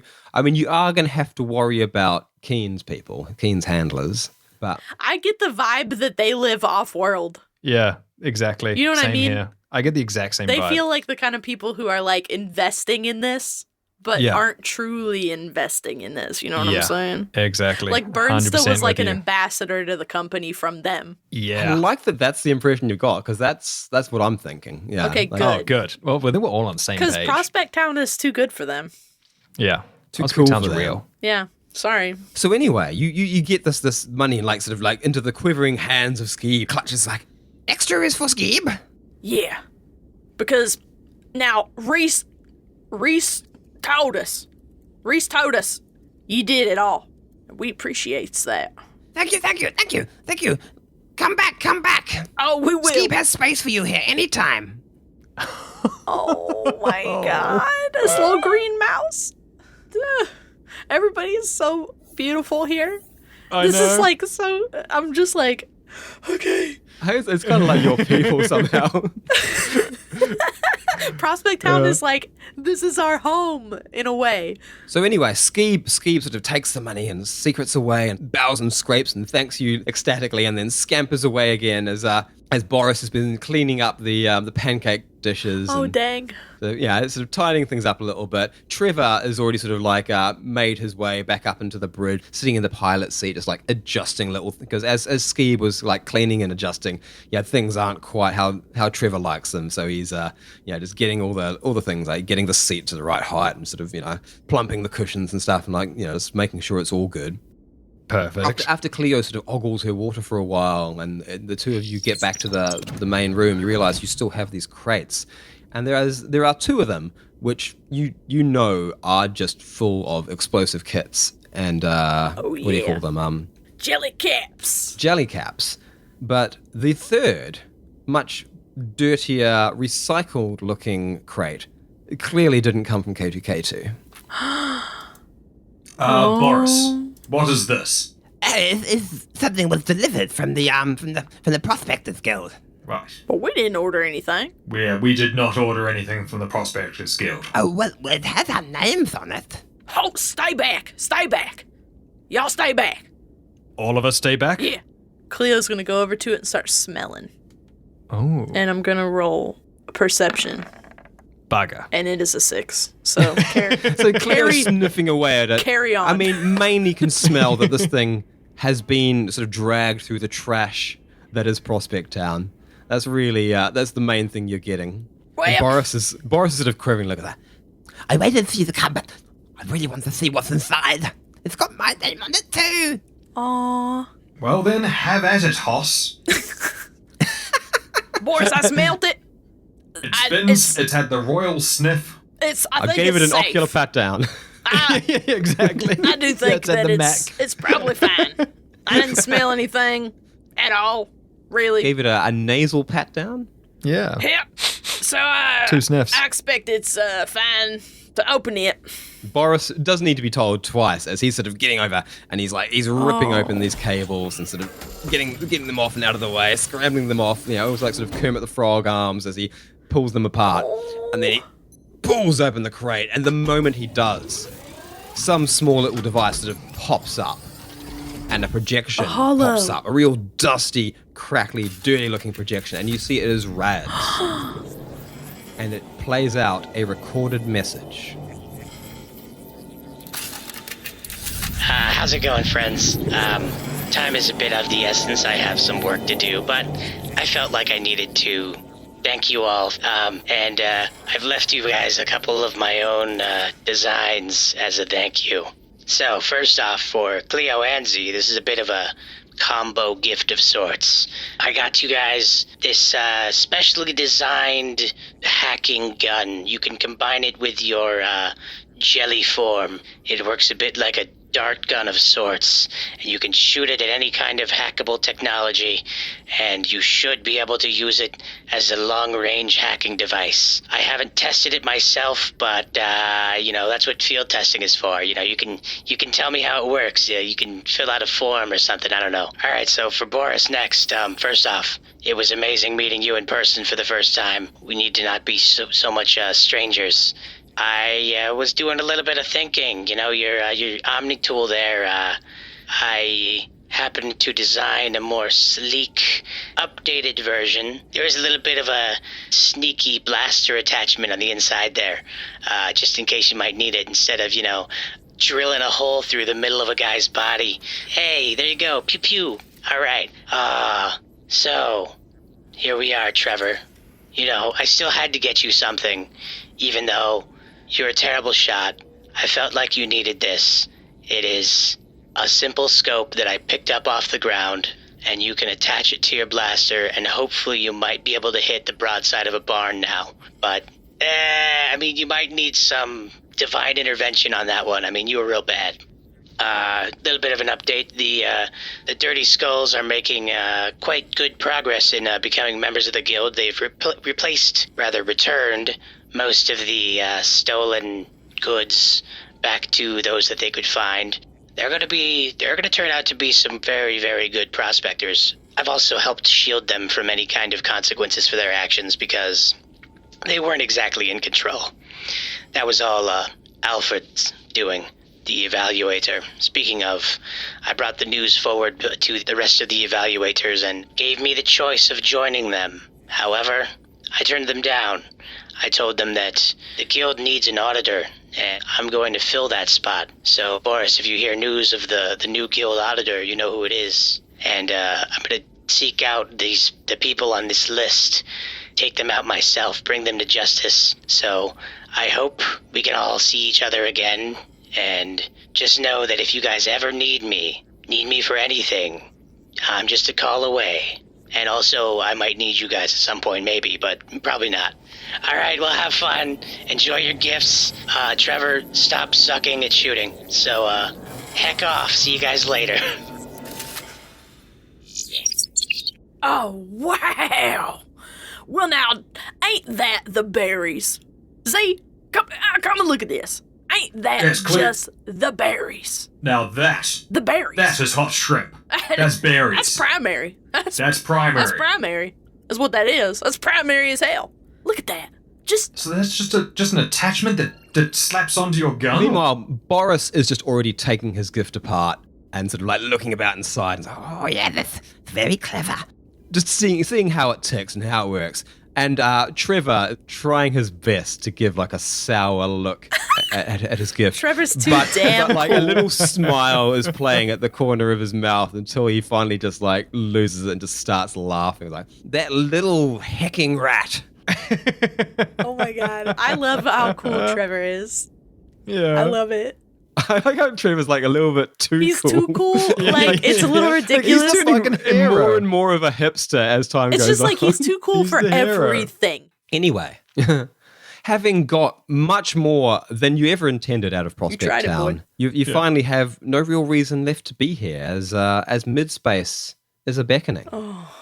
This is bittersweet.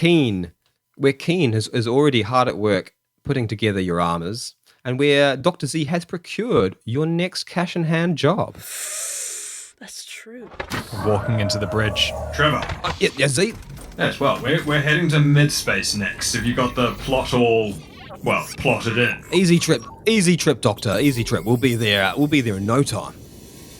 Well, I might join you here in the cockpit if that's all right, Trevor. Oh, yeah, by all means. I don't like to say a bad thing about him, but Boris isn't always the best conversation. Well, he does like to go on about antiques. I'm glad you said it first. That's doing And my head how in. brilliant they are. Now, let me tell you of some of my favorites. I enjoy merchandise from all the old companies. Some of my favorite ones are these. Let me bring them up on the holo for you so you can look while we travel. You don't need to look at all those stars. This is much more interesting. Now this one you wouldn't think is a variant. But actually, when you zoom in, the paint is a percentage off, Trevor. Can you imagine it? Factories producing things for star systems managed to get such a variable in the paint. Well, now, Landing gear, yep. pay attention to this one now, Trevor. Ignore that. Ignore the navigation beeps. This one, the arm on the left-hand quadrant, the bottom left. Should we see where Cleo is? No. This is very interesting. This one. Now, it's meant to jiggle.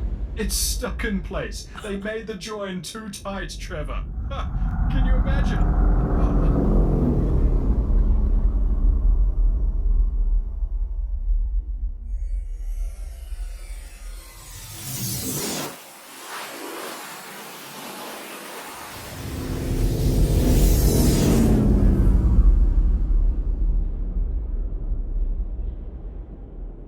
So after what is not an altogether long journey, after all, Prospect Town is already orbiting around mid-space, but what probably does feel like quite a long journey to Trevor. Wonder why. The Grey Dragon cycles in to come down and land in mid-space. Mid-space station. Yes. And Trevor is sort of coming in as like, now, I know you guys have history with this Princess Zuzu. The entire light side of the station. She kind of controls all of it, so I don't know if there is a safe port. What are you thinking? Do we land on the dark side, or do we just go for it? Keen is on this side, so we're going to have to come into it anyway, but... Well, I don't know about you, but we have just survived the heck and everything. We have also survived Synth, war bosses and warlords. We have survived the Heckin' Emperor.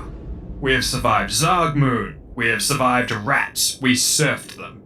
Now, Here we did. I'm not going to be scared of some 2-bit thug deets and their little patron Zuzu. Let's land on the Heckin' light side and make a light show of it. We're back. That's what I like to hear. So you've still got it. All right. Well then, brace yourselves. I don't know if we're going to be shooting or something, but I'm taking her in. Hold on to your aquariums. And Trevor sort of takes the ship down into the artificial atmosphere of mid-space, and you see the familiar chrome metropolis, the one side that is sort of all lit up with these uplights. Ooh. And when you're coming in from this far away, you can see as well that there is a dark side where the dark side of mid-space. It's called that because it doesn't have the same like uplights. Basically, like the more sort of the more populated side of mid-space is basically where they were trying to create the basically galactic UN, where there's all these sort of these what were beautiful buildings at the time, all sort of like lit up with wide streets and so on. The dark side of mid-space, on the other hand, is where the people that were going to make the infrastructure function were all going to live, and they are just these skyscrapers. And if you were to look at mid-space from space, you can see it's almost lopsided because that one side has these long spires, all like in the sort of black with just the lights from the windows is the only thing that lights it. Ooh. But anyway, you don't land on the dark side of mid-space. That's probably for the best. Coming down instead into a very familiar spaceport. Coming down into mid-space, and immediately as you land in the spaceport, the hustle and bustle, the familiar cosmopolitan nature of this place hits you. As sort of like wild and rowdy a place as Prospect Town is in terms of like different species and just sort of people going about their days, mid-space is a whole nother level where everybody's up to something. This is a town controlled by gangsters, but originally it was built as a space station in the neutral zone between 3 warring empires. You have obviously the new Terran Empire, with which you are quite familiar, the Synth army. You have met a lot of people who have left, a lot of Synths who have left that army, and you have had some minor dealings where Cleo blew up an entire one of their warships. Well, and the Wraiths, with whom, of course, you've met a few. We've gifted mainly very well. the monarchs who are sort of warlords, but back when this war was happening, they were all united under a single queen. And right in the middle of all that, in this neutral territory, this lawless space, is mid-space. And is where the bastards began their journey. It's where the bastards have now returned. Back, and better than ever. Yes. Prepare yourself, mid-space, for the bastards are back. So Trevor pulls you into a familiar spaceport. You've been here before. Landing gear down, the ramp rolling down, and you hear a tot, tot, tot, as steel feet are stepping in this hangar. All right. I think, to heck with it, let's step out proud and fucking spines and necks fucking tall, Cleo. We've been through some shit since we've been here last. We have. We've been through a lot of shit since the last time we were in mid-space. Hey, do we have the K2 gun? The K2, you mean the ghost axe? The ghost axe. Keep saying gun. Ghost axe. I mean, maybe you should holster that. Maybe we should just have it. Have it already. Just, to show it off. Well, it does 1d8. It uses energy staff, combat proficiency, and ignores shields. Ignores them. Heck. Completely ignores them. Ignores them all the way. And in Cleo's case, it's doing 1d8 plus 1 because of her strength. So it's 2 to 9 damage. I'm going to look down at Trevor and say, I doubt that's the engineers. Looks like we've got ourselves a welcoming party. All right then, Z. I'm right behind the both of you. Trevor All right. leaps from his seat, drawing both pistols. Boris, we need you with us. Yes, see, maybe, but a little bit behind, though. Well, like not too far behind, like somewhat with us. Oh, do you think all four of us should come down the ramp, like in a row, to be a bit more like an intimidating presence as we step down, like we don't care that there's someone waiting? You mean like a choreographed dance? Yes, party pose, but walking. We're gonna come down all together. 5, 6, 7, 8. Everybody. 5, 6, 7, 8. 5, 6, Okay. 7, 8. I was going to 5, say, 6. if we are going to do this, we do need someone does have to count. It's an unfortunate fact, but if you want to get these things right, I've tried without the counting. It doesn't ever work. I will do it telepathically so that no one else knows we're doing And it. then you stop, pop, pivot, ball Dr. chain. Z, where were you in my youth? Ha ha ha. Genius.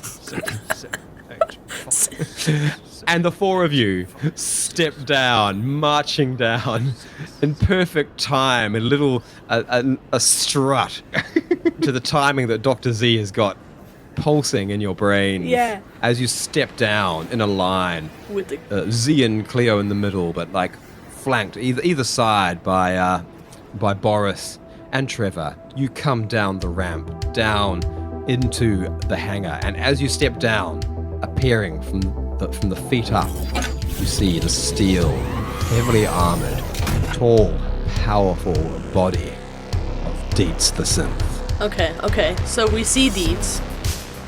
And Dietz is looking pretty ship-shape considering how you left him, which was like missing Oh my god. 2 arms and a leg, I I'm believe. gonna be honest. Like that last time, I thought he was probably gonna die. So I didn't think we'd be here dealing with this again. yeah. So feeling a little bit of regret. And Dietz, you can see, like, has had some upgrades. Great. Dietz is taller than before. That's a big thing. Like, standing now taller than Cleo. Oh no. With those damn. almost like sort of canine legs where they go back and then forward again. Bent. Wow, that's Yeah, cool. yeah. You know, we got the Those lightning bolt additional legs. backwards knee. Yes. Yeah. Yes. Propped up, like almost like a big sort of like centaur robot kind of thing. Awesome. No longer with the really fancy weaponized arm, just like a pair of just big chrome punches. Oh. A proper brawler. But still, the same sort of chassis and head that you've seen before, looking at you as you step out. Like, Well. Look who it is. What do you mean? Look who it is, Deets. It's bloody us. You know who it is. We took your arms last time. Now feels like a weird time to wave with one. Yeah, I don't think you need to. Yeah. I won't. Just thinking it. Yeah, I was thinking the same thing as well. Yeah, you do have a thing or two that belongs to me, but more importantly, you fools have got something that belongs to my employer. and with that, he reaches around behind his chassis and pulls out 2 very large shotguns and just sort of like aiming them straight forward at the 2 of you, completely ignoring your companions on the sides for now. Deets. Really? And then how will you find what you're looking for? Said I ain't on the ship. Not now. Not now, not never. Well, I mean, it was. Well, I got my orders. My orders is to bring you before Zuzu alive, so why don't I keep you that way? Oh, Deets.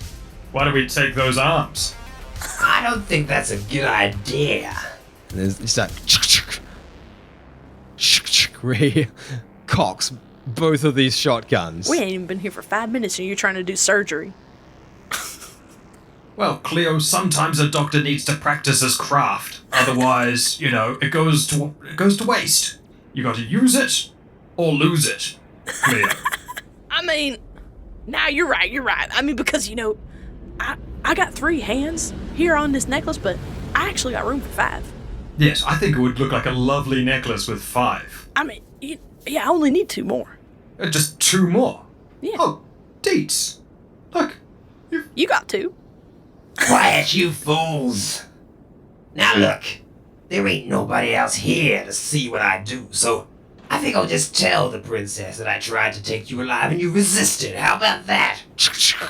But as while you're contemplating this, looking down the 2 barrels of these 2 very big shotguns that do look very much like they are shield piercing, that someone sort of steps out from the shadows behind Dietz and extends out and looms up to her full height that dwarfs even the now taller Dietz, and you realize it is the multi-armed, pale translucent beige coloured, carapaced, tall, slender form of Princess Zuzu.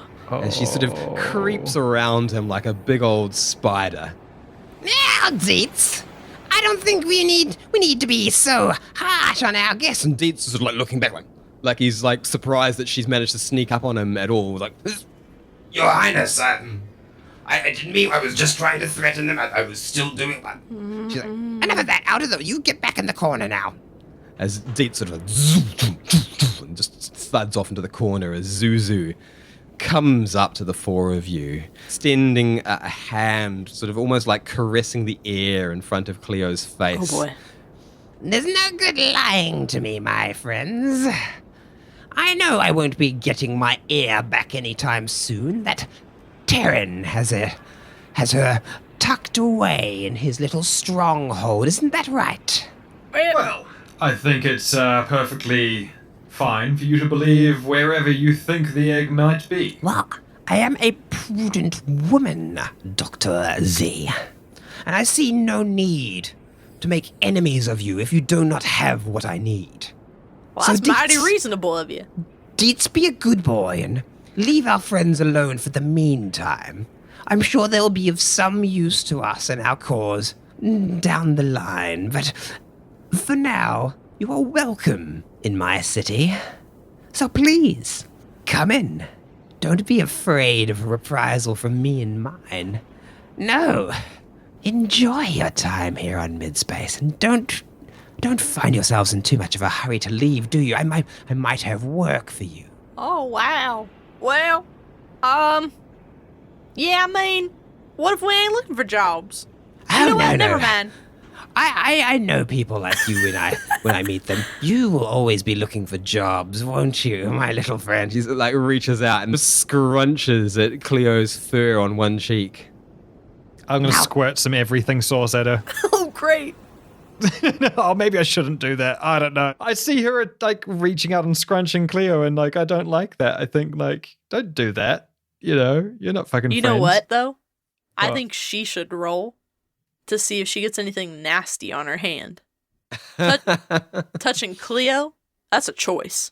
Well, I don't think she needs to roll. I mean, you need to tell me what Cleo's got on her fur. Look, we just left Stu's everything, and I didn't take a bath. I just went and passed out somewhere again. And I mean, the princess, like literally reaching around Cleo's mouth after Cleo's been lapping headfirst inside that. So her hand does come away, like she, like her eyes sort of flash at it, and she, sort of like just sort of vanishes around behind her There you carapace go. as she pretends not to be perturbed by it. You see this flicker of distaste on her. you made a expression. choice, She's lady. instantly regretting trying to like dominate the room this way. It hasn't panned out all the way. Like it was like, like dickhead intimidation, but also she got something really greasy on her hands, and she's a princess. She's not really supposed to get Cleo this notices greasy. and is like, well, hold on, let me see Yes, that. I know. Is that mayo? As I was saying, enjoy my city. Hold on, is that mayo? Yes, is that Is that mayo? mayo? Is that mayo, though? Dietz, follow. Yeah, it follow looks me, like Dietz. looks like you got mayo on you. That's actually Ciao. real expensive that you got that. Because if you think Yes. about it, we delivered that to you all Yes, the way that's come quite a far way. across the galaxy, actually. How many light years is that, Trevor? You know how much money that would cost to travel that? Dietz, come with me. I'm getting away from these backwater imbeciles. Is that the As truffle she mayo? Let me smell. Just let me storms out smell of it. the bunker, Dietz rude as sort of hell. She could've let me smell turns and give you guys a look. His eyes flashing red for a moment as he hovers there just to stare you down, and then His hips turn around as he takes the first stride. His body turns around, shoulders and arms, and his head watching you as he begins to turn as the last thing to turn away as he strides out the door behind Princess Zuzu.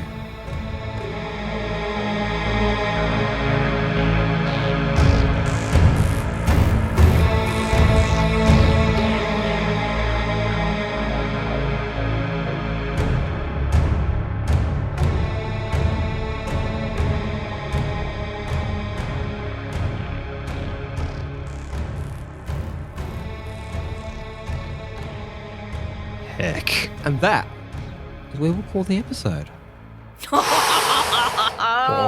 It's good to be shit. back. It's The good to be bastards are back. home, baby. It took a minute. Yeah, it's a bit of a round trip getting back to Midspace, but we're here back, we are. baby. Taken 60 episodes, but we're Back. And we've learned a couple tricks. We've grown up a little bit. We're smarter. We've got a pterodactyl. We've got a red rover. Everything we got's red.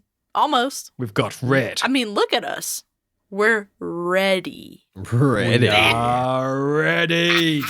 To rebel. Yeah, and your new Keen outfits are going to be like that sort of that dark red with the with the, like, aqua the or sky blue whatever. sky blue accents. Yeah. With the new colors that Keen devised for the bastards. I dig it. When he realized, we're not going to go with the corporate color scheme.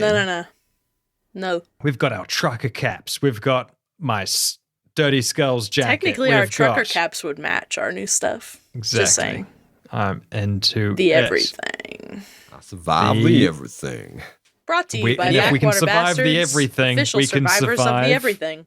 Everything. Yeah, if we can survive the It's everything. also, I mean, you guys have got friends in Prospect Town, so like even though you've got Yeah. clearly got enemies, like both Dietz and Zuzu, they don't seem friendly, but in very different ways. You know, like Dietz is sort of surging over like he wants just revenge, whereas Zuzu obviously it doesn't have the purest intentions with you, but she's got something else going We've on. also got a friend on Garcia. You know, we do. We've got Thesper on Garcia you Station. got places to escape to. Because should you I need to. got friends in low places where the spaceships, dog. Perfect episode. That is the episode name for next week's episode. Friends in low places. Friends in low places. Oh my days. Well, heck, thank you everyone for listening to another episode. Before we get to the patron thanks, I want to say if you are enjoying this episode and our podcast, then please head on over to iTunes, give us a 5-star review, and also consider becoming a patron. You will get access to our second podcast, Sidearm. It's just where we put content for patrons. It's just patron exclusive side content. podcast. Side content. And also access to an entire first campaign, Ralaran. That's us playing Dungeons and Dragons. It is, really. You ever want to hear us play Dungeons and Dragons? Did you know that Classic. my first body was a half-orc sorcerer? You didn't know, but now you know, and you And want to there's hear an it. entire big, long, epic story there. Like Taylor isn't even there at the beginning, but she does show up. I know. It takes 19 episodes for me to come in. So you've got so much content there to catch up on. Head on over to Patreon, sign up, get that bloody fried tentacle in you, and join us. Otherwise, thank you for listening. Come back in 2 weeks' time, and we've got another one for you. Yes. Come back. Or maybe We'll be you're listening here. to this in the future, and you can just binge the next one right now. That is totally valid also. Please do it. Is. Love a good binge. Lucky you. Good for him. Good for him. Good for him. We Good almost for could him. have ended on her, couldn't we? Oh, look, we're going to end She on is an episode just with her. outside where you are. I can't wait. I cannot wait to meet her again. Big Pat. She's going to not even give a fuck. We're like, we've been around the galaxy. We've been doing so much. She's like, good for you. She did it. She said the thing. Yeah. Oh, she said it. Oh. So, Dickie, are you ready to sing the names of our patrons? Oh my goodness, I forgot that I have to do that.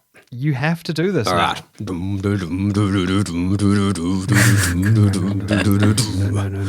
Wacko, Matrix, Bodie Max, Jimmy Shima, Clayton Duff, Ben and Trevor, Whitebutts 999, Randy Lovings, it's Nicola time, the Bell Queen, Noodle Eric Rhodes, Marcus Lucas Duff, and cheaper by the dungeon. Well, I'm sorry, patrons. Usually it's better. But there you go. That's been your names being sung by Dick. It's not been the best singing, but it was something. You know what? That was good. We've That was all great got singing. We've all got a special talent. Dan's is spelling. Mine is, Thank you for making it all the way to the end. Thank you. Man, how many people do make it all the way to this point? If you do, say something on our Twitter that will prove that you heard this bit. At Say, BW Bastards. Ooh, that would be nice. Just, We'd love to know. just tweet us. wow. I finished. Just tweet, wow, I finished. And we'll be like, you're welcome. Because we got you there. or tweet us anything. Oh, You yeah. know, maybe you've got something better to ask us. But by all means, Please find tweet at us. We Until love then, you. Join us We on our talk Discord, about you all the time. Backwaterbastards.com, and we will see you next time. Bastards Yes, out. next time. Y'all come back now. Bye, you bastards. You hear? Somewhere, back on Prospect Town, a very large dwelling. There's a faint snore, a breathing sound, as Parter's form twitches, laying on a great big nest of a bed, with the Virtuo bridge strapped onto their head. And inside there in the virtual world, a wonder-filled Parter ascending the endless stairs of K2K2's dreams. There's another step. Then another step. It just keeps going. I'm gonna take another step. Oh my. You are quite a lot of steps, aren't you? Here we go.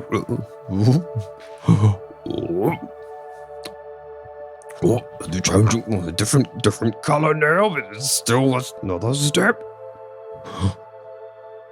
Oh, I love this.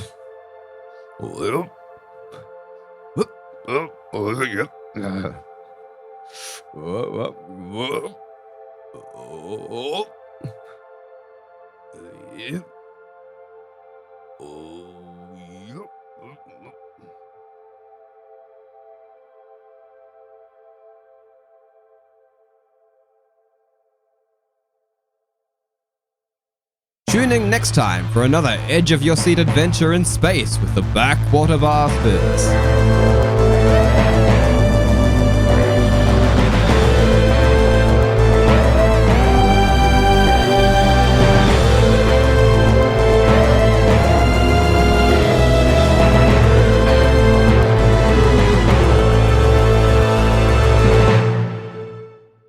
If you enjoy listening, but also have eyes, check out our Instagram, where we post drawings, illustrations, character art from our adventures. Backwater_.